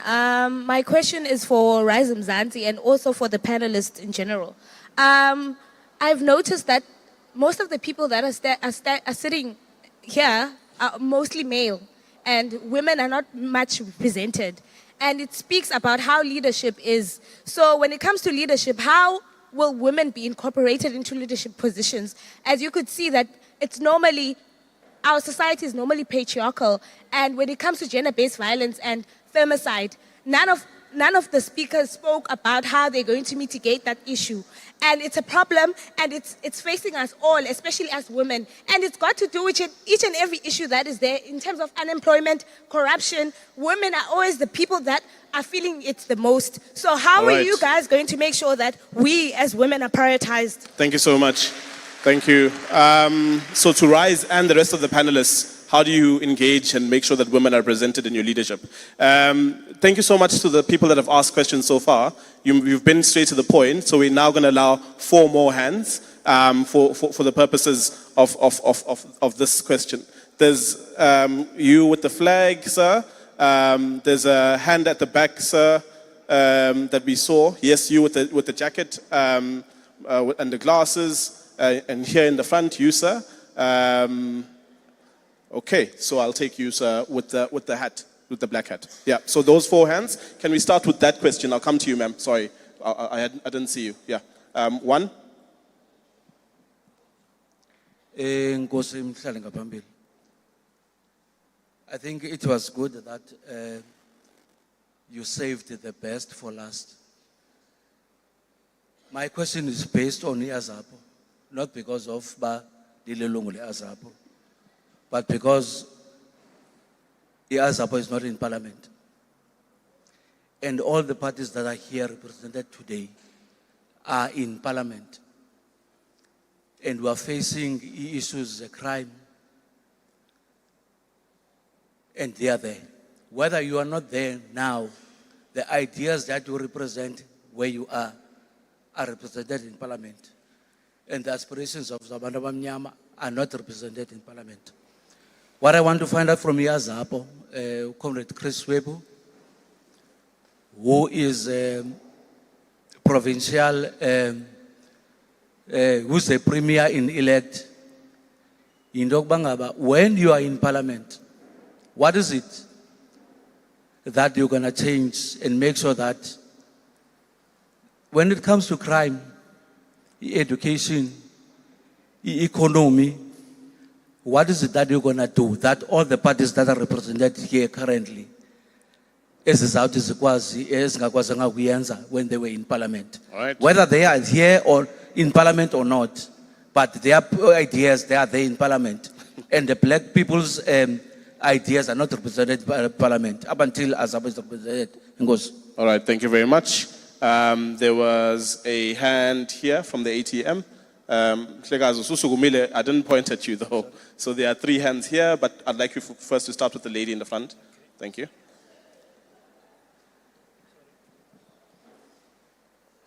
Thank you so much. Thank you, thank you.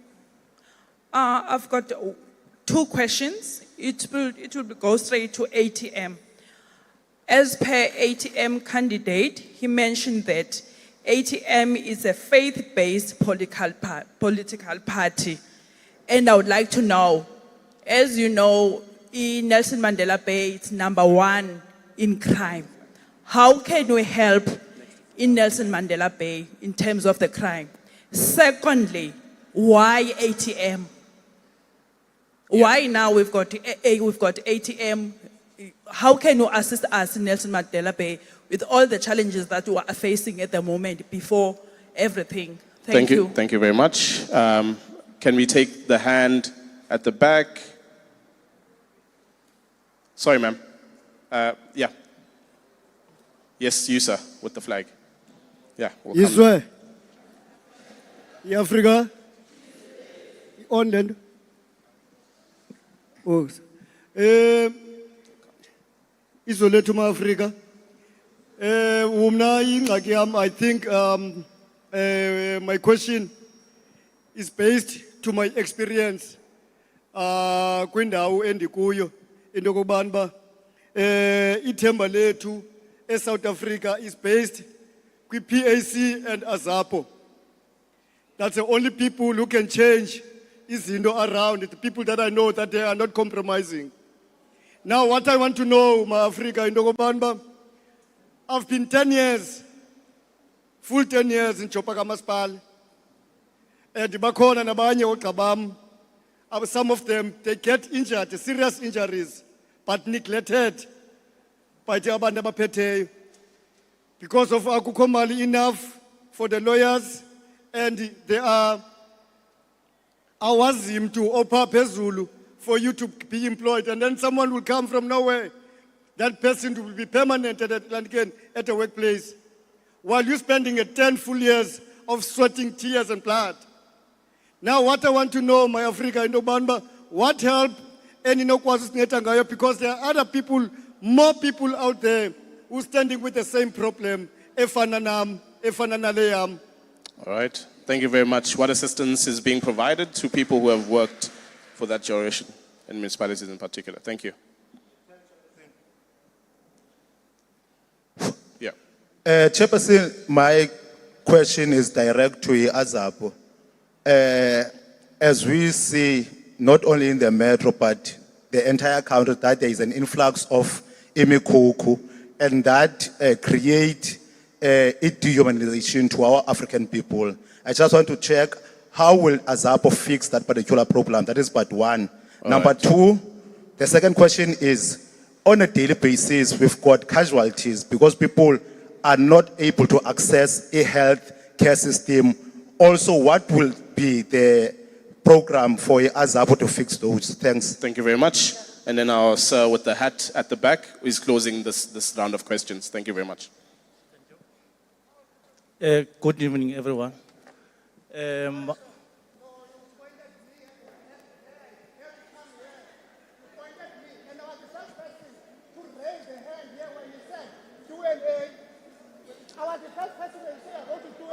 Sure. Thank you very much. Thank you, sir. We'll get to you.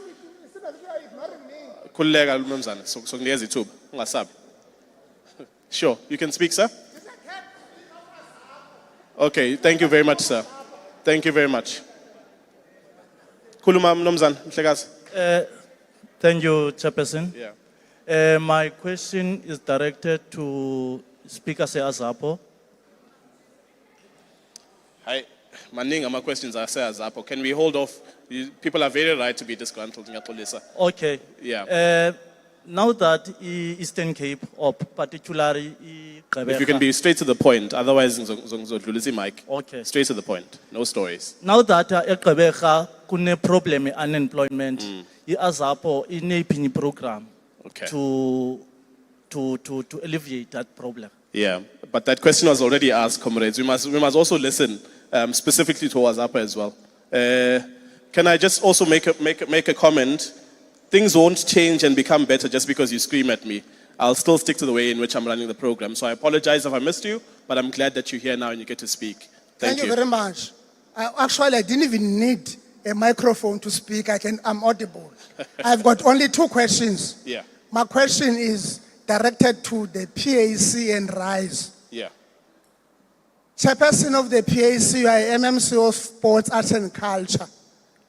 Ever since we've been in this coalition of this governing party, what strides can you tell the community of Gqeberha that we have made? Period. Rise Mzansi, out of the blue, you have been donated 17 million. What is it that you have promised the white people? Whose agenda are you serving? All right, thank you very much.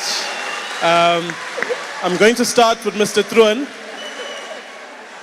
Thank you very much. I'm going to start with Mr. Truan. All right, thank you very much. Thank you very much. Let's calm down. I'm going to start with Mr. Truan. Thank you very much. Mr. Truan has 3 minutes, as well as other panelists have 3 minutes to engage and respond to everything that's been said. Can we give them an ear again, please? Thank you very much. Thank you very much. Can we calm down? Thank you. Thank you very much, people. The first thing that I'm going to do, I'm going to firstly respond to that attack that came to me. As a good party, when we came to this debate, people, our motives were clear. We came here and we said that we're not going to personally attack any person. But we are not going to lay down and see that people attack us personally. As a good party, we contested local government elections for the first time in 2021, and we got 1 seat here in 2021. Azapu has been contesting for the last 30 years. They could never get 1 seat here in Nelson Mandela Bay. They could never get 1 seat in the legislature. Why, people? Because of leaders like that. He has no content. He's got nothing to say. Now he comes and he wants to come and attack me. He is worried about money that I must pay. I can pay my own money, pay your own money. So, and I can guarantee you, Azapu will not make any mark in this. To the people that wanted to vote for Azapu, don't waste your vote, people. Don't waste it. It's only going to be a wasted vote. With regard to the free Wi-Fi, people, we have committed ourselves that we're going to pay for all of the Wi-Fi up until 2026. What we said, we are not going to bribe people with food parcels. Today, people could see at the size where the ANC was bribing people with food parcels. We don't bribe people with food parcels. Lastly, any person from any political party can make use of their free Wi-Fi. We will never know who you are, and we don't care who you are. As long as we know we're making a difference in the lives of our people. Pansi Azapu Pansi! Thank you very much, Mr. Truan. I'm going to go to the ACDP, Mr. Grootboom, in responding to the direct questions that were laid to you. What is your track record of governance and why should people be voting? Thank you very much. Thank you. Thank you. Cool. Or you just put it off again? Yeah, just put it off. There we go. Yeah, it's on. Sound? Yes. The ACDP has been part of a coalition in 2016 up until 2021, but we were removed. But I can explain what we've done in that short period of time when we were in public health in this in a coalition with the Democratic Alliance and COPE at that time. ACDP has built almost roughly in 18 months, you can say, about 80 public parks, something that has never been done before in the city. In that period, just for 8 months, we've managed to put up about 60 of those parks. The other 20 came with our second term under Ngababanga when he was at that time the mayor. We have also won the cleanest, greenest city competition for cleaning our coastline up from St. George's right up until Summerstrand. We also won an environmental award for the best environmental project that was running at the time when there was a listeriosis outbreak. The ACDP has also came up with one of the best pilot projects that is currently in the northern areas. And it's still a pilot project with our 20-meter high mast lights that is running down in Stanford Road. And we've installed those lights to make sure we deal with vandalism. And that lights are working even in the evenings or during load shedding because it's solar lights. And that is what the ACTB has done in a short period of time. And there's so much more that we've done at the time when we were governing. Now just imagine what we can do when we go into the province or when we are in government in South Africa. We've done this not in 5 years, we've done this in 8 months. So ACDP can do so much more when people vote for the ACDP on the 29th of May. And I think they just got the taste of what we can do in our country. Thank you very much to the ACDP. Can we please ask Azapo to please respond to the questions that come from the floor? Thank you, Chairperson, and we will stick to the questions from the floor.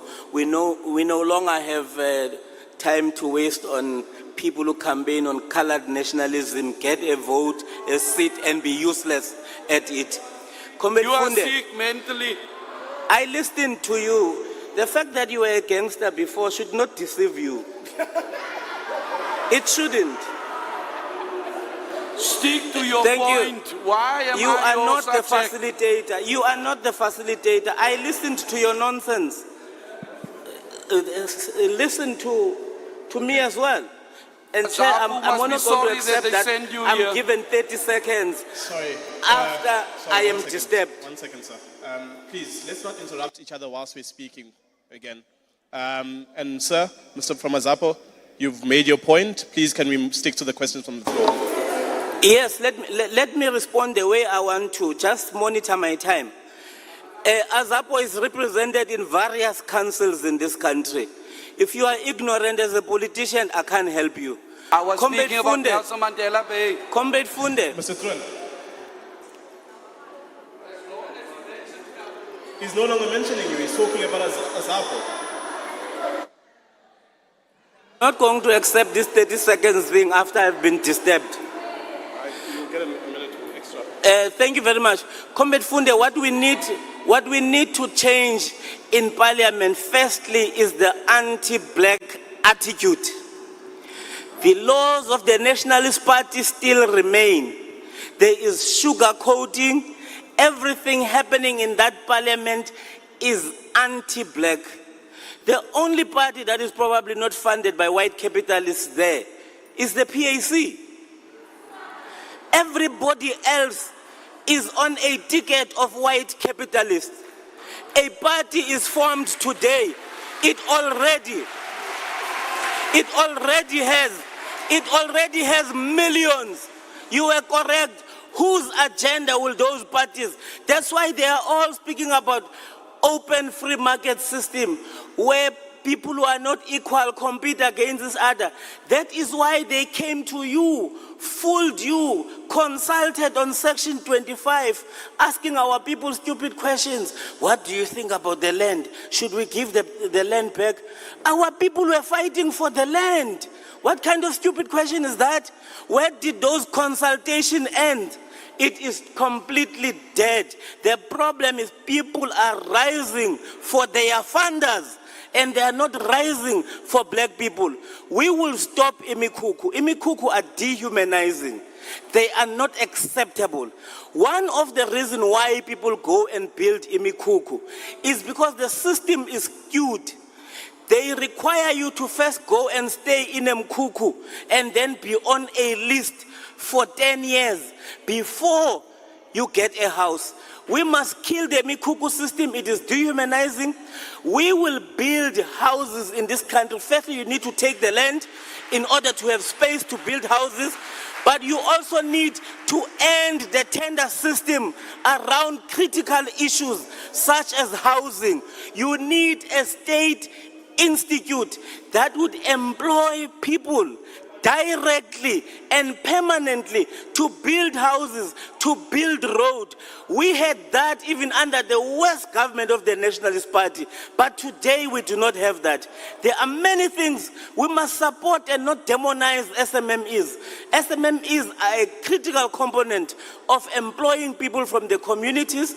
And in villages, we must have cooperatives where you support what is there. To bring a mall in a village is not solving unemployment. And lastly, there is no coincidence. The fact that the ANC used 500 million rands to buy goods, posters and t-shirts from China, killing the textile industry here, is no coincidence. It is deals. That is why you have China malls here that are employing Chinese and not local people. Thank you very much. I'd like to invite the... Yes, Uncle Rodney, you wanted to say something? I don't know what... Sorry, I'm not sure what... Thank you. I just want to warn that people had a chance already to lobby in the first round.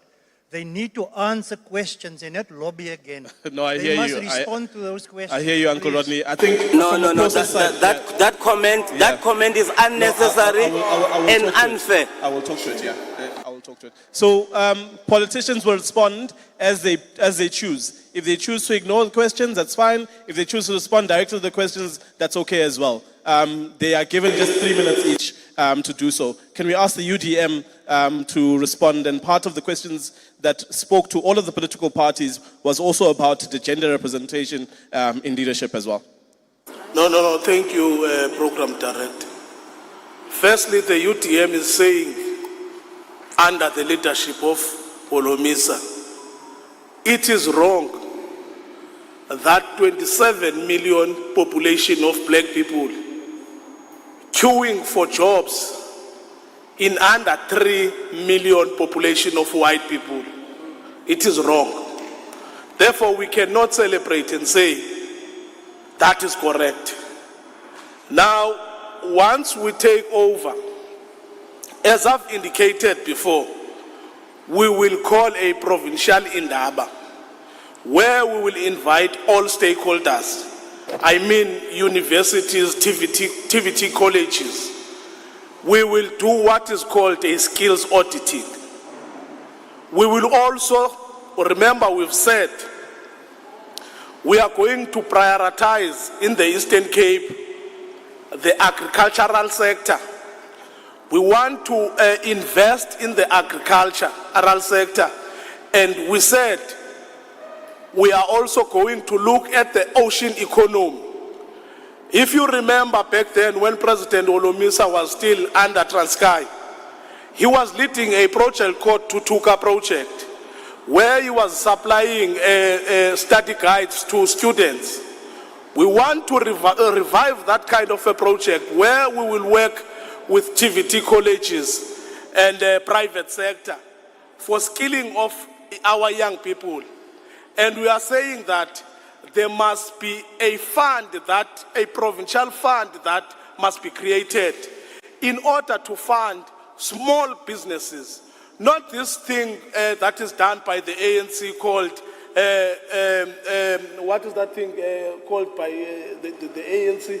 That thing that is meant to fund SMMEs. We said we are going to do away with that because that thing is not assisting our black people in terms of developing them in the SMME sector. We want a fund that will go direct to our people, and we are saying this. Gone are those days where comrades will enrich themselves with state resources. I thank you, Chair. Thank you very much to the UDM. I'd like to ask Rise Mzansi to respond to all of the questions, especially about the women and the money. Thank you. Rise Mzansi is bringing a new kind of politics. In the question of leadership and women, gender-based violence or something related to that, Rise Mzansi has done it. I'm one of the 3 women leading provinces in South Africa. Rise Mzansi has brought change in the leadership spectrum. Secondly, in the thing of gender-based violence, Rise Mzansi has already embarked on 2 marches where they were addressing sex for jobs. We've done that as Rise Mzansi. We've went to the Johannesburg Stock Exchange to deliver a memorandum. We've gone to the Department of Labor to address the issues that are facing women, crying together with the rest of the country where women are subject to that thing of sex for jobs. So we're doing something as Rise Mzansi already. Secondly, on the leadership issue of Rise Mzansi, if you look at the nominations list of Rise Mzansi, you will find that on the candidate list, it's a man and a woman. So if 10 candidates go to Parliament for Rise Mzansi, 5 it's men and 5 it's women. You can clap hands for Rise Mzansi.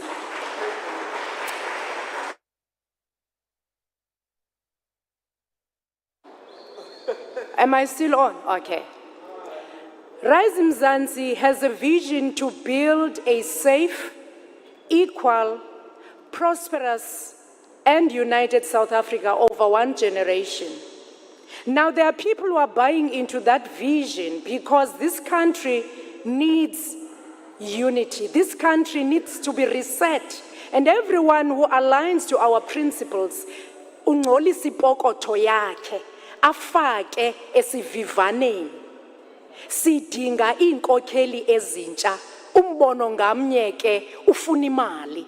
Abantu ke balombono abathi bawusiphulaphula sithetha beve ukuba thina siclean, thina siza kwenza lento ifunekayo komasipala bafaka imali zabo from a donation of 100 rand upwards. Siyayamkela singu-Rise Mzansi, kaloku awukho umbono ongaqhutywa ngemali. Behind every vision to unite a country and bring it back to where it's supposed to be, there must be provision. Into angayenziyo uRise Mzansi, it is to take funds that have conditions, funds like the funds zalento nidibene ngayo ezikuthiwa funeka nihlangane nobani ukuze sininike imali. Asiyithathi imali esixelela into emasiyenze. We are very independent. Right. We are very autonomous. Thank you very much. To Rise Mzansi, we'd like to ask the PAC to be able to respond to some of the questions that were asked from the floor.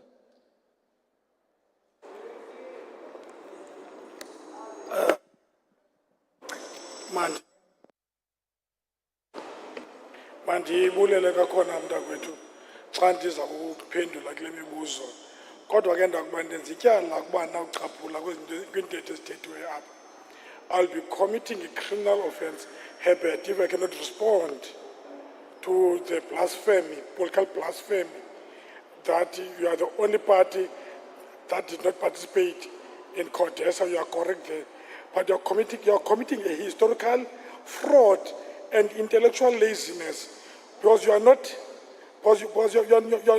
not pointing out that the president of Azapo, Dr. Mangena, was made a minister, which was a byproduct of Codesa. Secondly,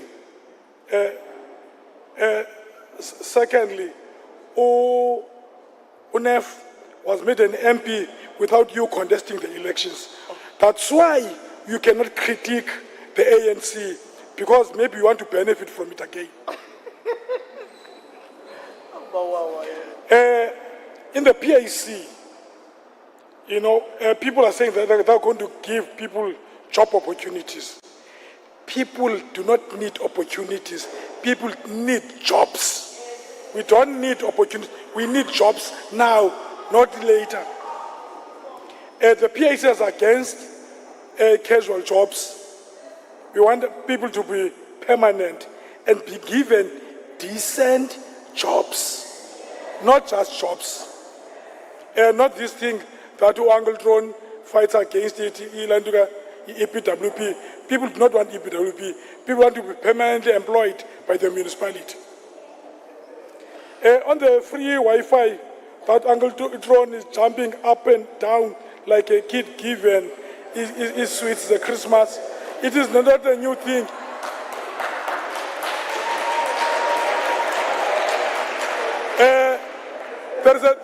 There's a tavern owner next to me who's giving people free Wi-Fi. Oh, Mike.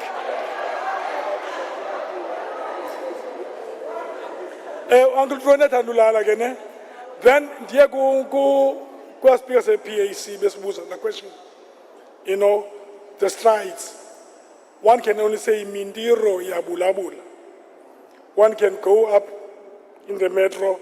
The PAC has served the people as it has promised them.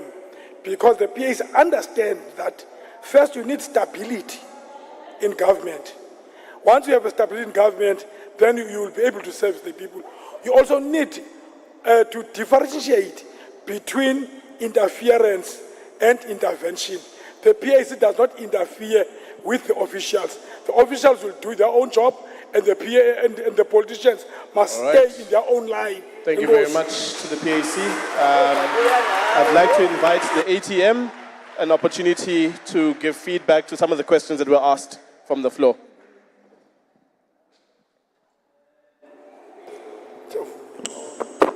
Oh, thank you so much. As the ATM, firstly, we want to get this thing straight. The ATM is a faith-based political party, and it's a self-funding organization. It means no one is dictating on our message what we should say and what we should not say. That is why ATM has been vocal for the rand manipulation, because we are not funded by banks. That is why ATM has been calling for nationalization of mines, because we are not funded by Oppenheimers and Stellenbosch mafias. That is why ATM has been vocal in terms of holding the president, the sitting president, the outgoing president accountable for the Palapala scandal. Let me just talk about what transpired recently, a few days ago. ATM has managed to build a 5-bedroom house, a Flagstaff, for abantwana by 8 who are living alone.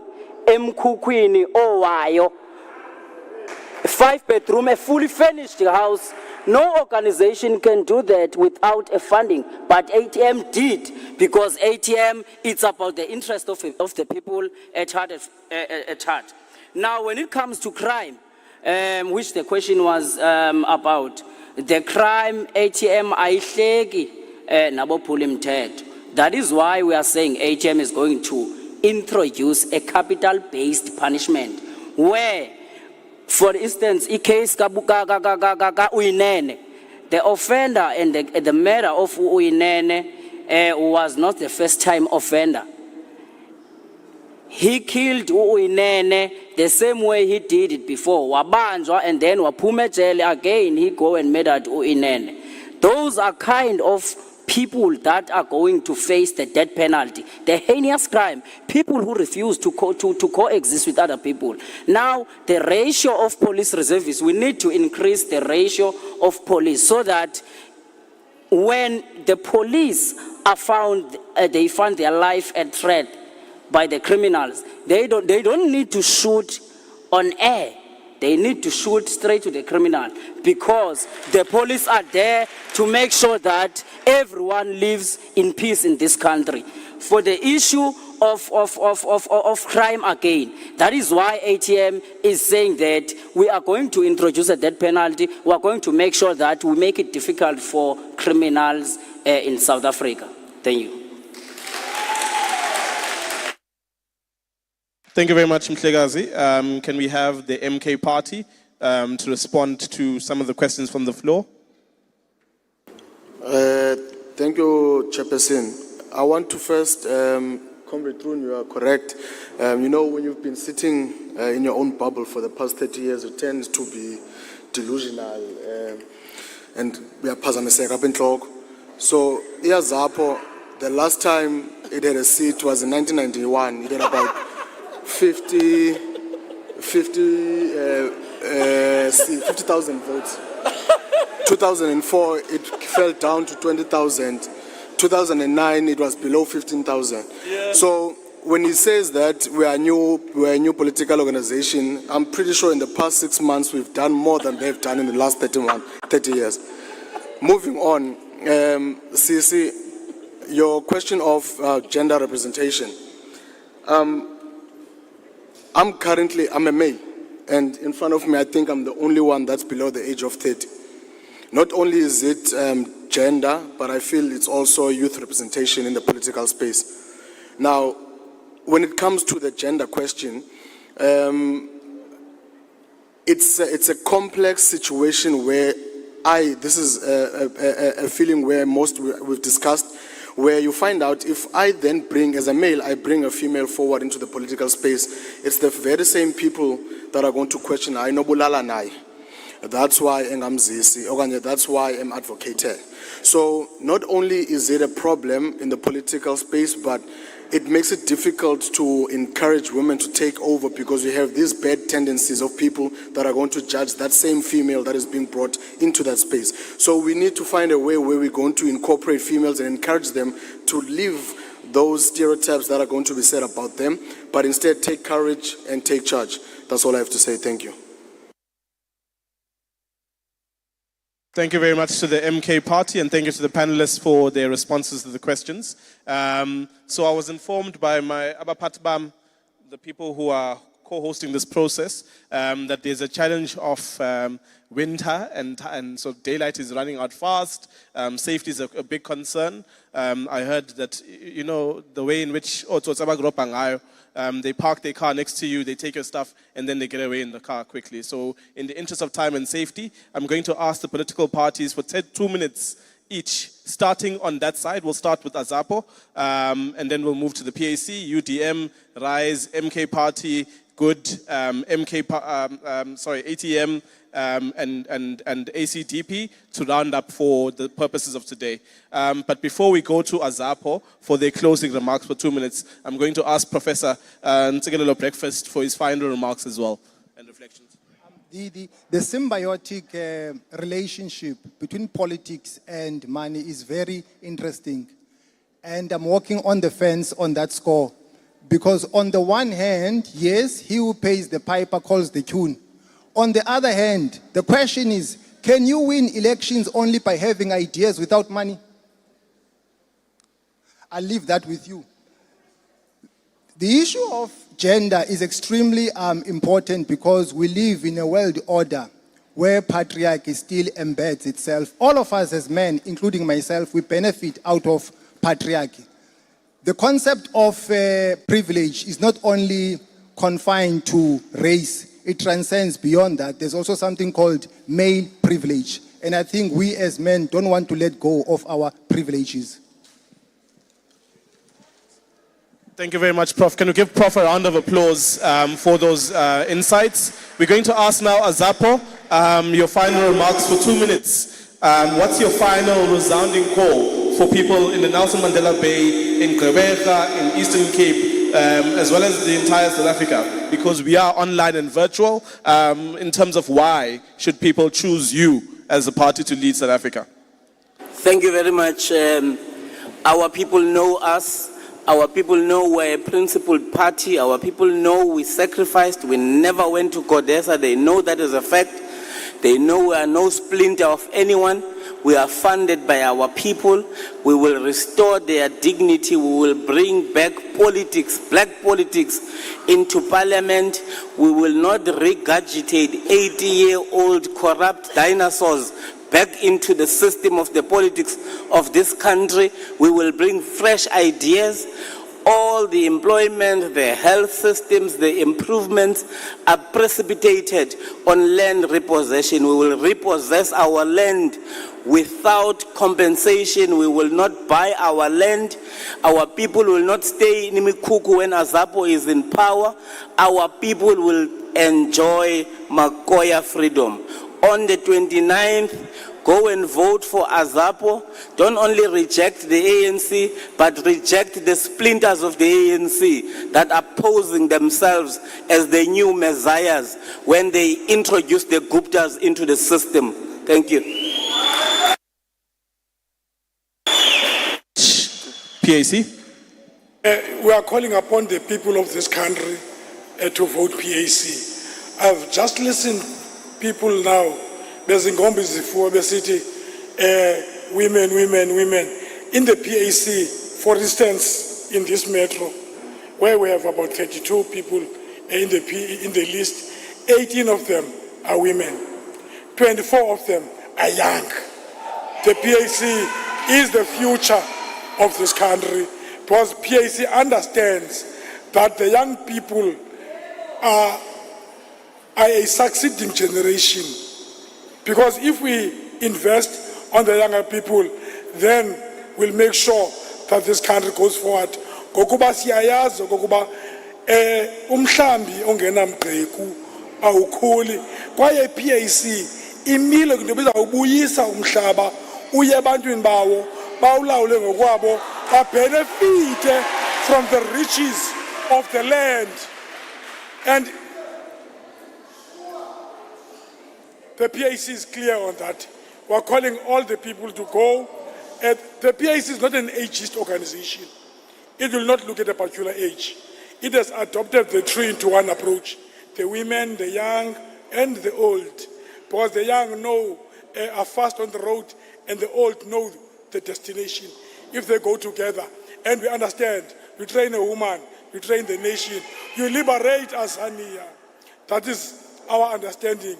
The women, in particular, are the main switch of this household. If the main switch falls down, then it becomes darkness. And we are saying that when you go to vote on the 29th of April, don't forget that load shedding was brought by the ANC. Don't forget life as Sidimeni, where our people were criminally and cruelly killed by the current regime. And yet here, we're being blamed of bashing the ANC. We're not bashing the ANC. Thank you very much, sir. And thank you to the PAC for their presentation. We'd like to ask now the UDM.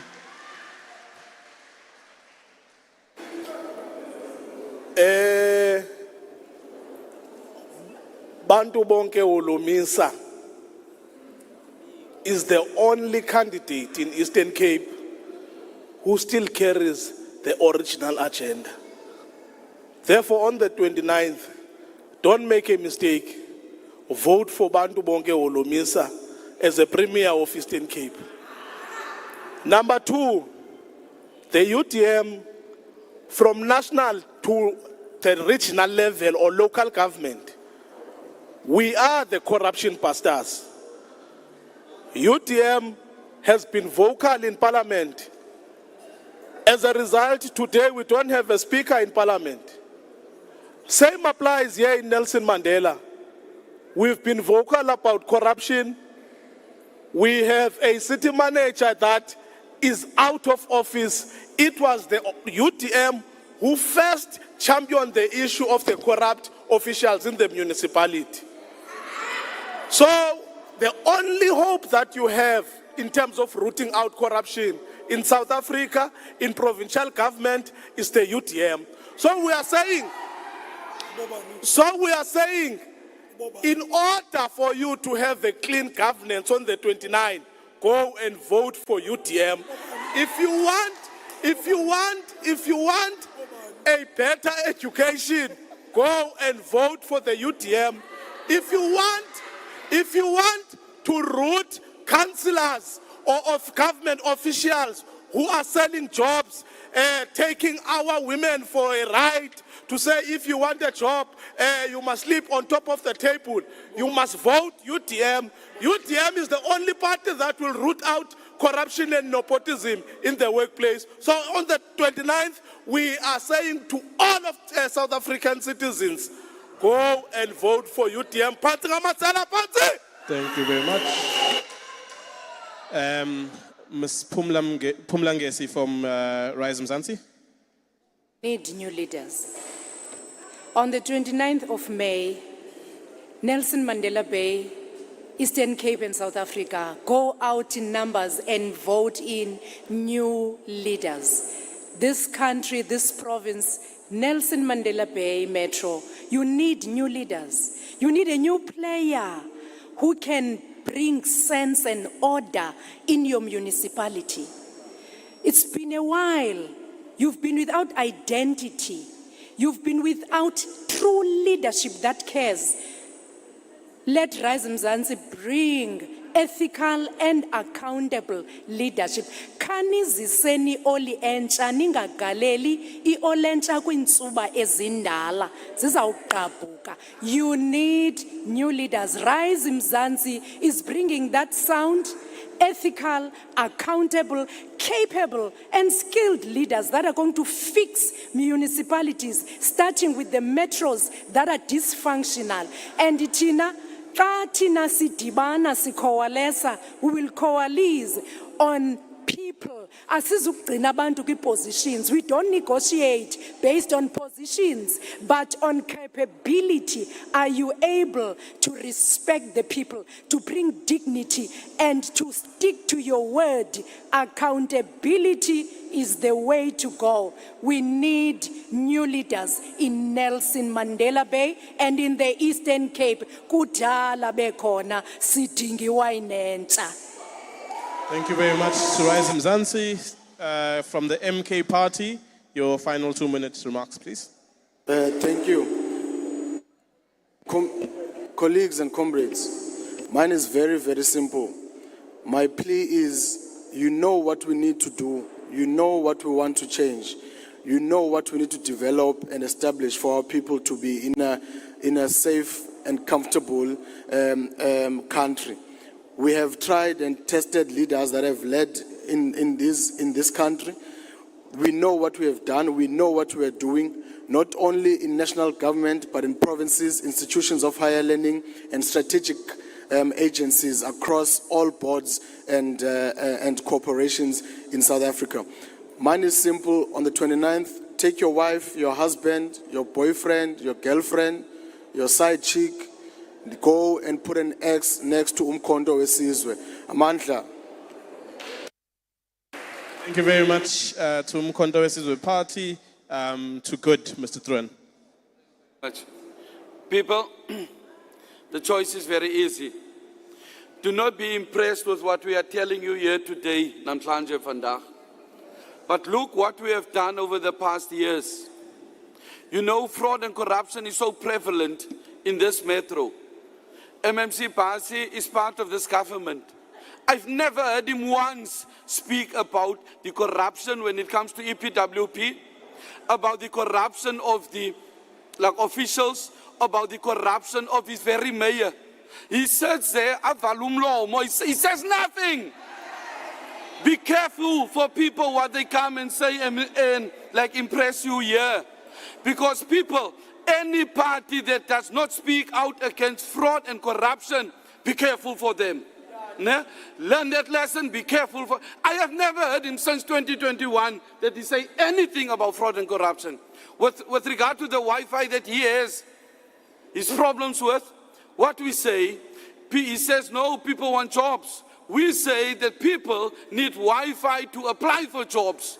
Yeah, he's got Wi-Fi, full Wi-Fi for the whole month. But it doesn't afford that to the poor people. What we're saying is good. What we have as Wi-Fi, we want it for the poor people also. Because he cannot do without his Wi-Fi. But he doesn't want poor people to have Wi-Fi. Do not listen to what people say, but listen to what they do. Lastly, people, do the good thing.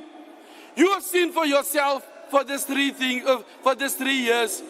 Don't waste your time and don't waste your vote with people that do not do anything. On the 29th of May, do the good thing, do the right thing, and vote good. Amandla! Thank you very much, Mr. Thrun. To the ATM. Thank you. As the ATM, ours is very simple. We are asking the people of South Africa, when they go out to vote on the 29th of May, they must go beyond looking at only manifesto Zemiboto. But also it is very important, with what we have seen here now today, it's very important to look at the character of the organization, because the country will inherit that character of the organization if that organization wins election. Now, we are asking for every people of South Africa to go out in numbers on the 29th of May and vote for the only party that has held, that has managed to hold the president accountable, the only party that has managed to be vocal in parliament, the only party that has showed us how ethical government would look like.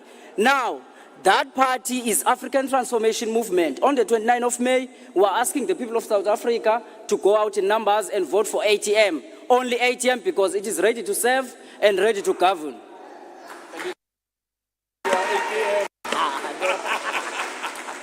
Much to the ATM, and finally we have the ACDP. The ACDP is saying, we have heard your SOS. We've seen you are in distress. We are drowning in unemployment and crime. And we are responding with SOS back to the citizens in South Africa here in the Eastern Cape. We are saying we will restore service, order, safety. That's why we say vote ACDP. Let's put leaders in government that fear God. Let's put leaders in government that loves righteousness and seeks justice. And then what's going to happen? Because the scriptures are clear, when the righteous are in power, the people rejoice. But when the wicked rule, the people moan. There's a lot of moaning taking place in our country. The moaning can only stop when we put God-fearing leaders in power that hate dishonest gain and put the people first. Go and vote for ethical leaders that love righteousness on the 29th of May. Thank you very much. Thank you to all of the panelists for your assistance in having a very meaningful debate. I hope everyone was able to get their message across and that all of the voters will make the choices that they need to on the 29th of May. Can I ask our leaders to please remain just on the stage for a bit? I'm going to ask and invite the editor at the Herald Live, Ms. Rochelle de Kock, for some final remarks and a handover of gifts. Thank you very much to everyone.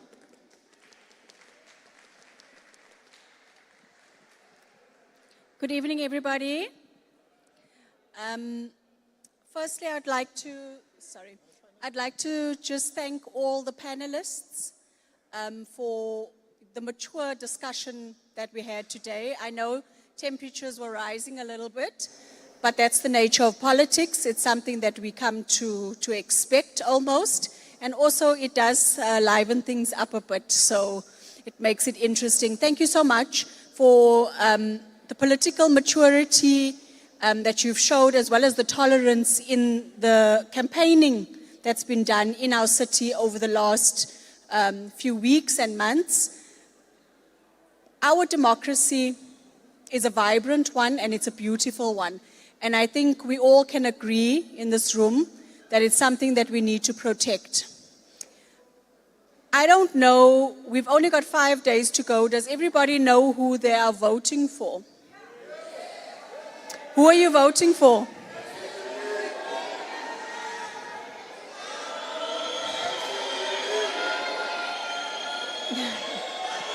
Okay. Well,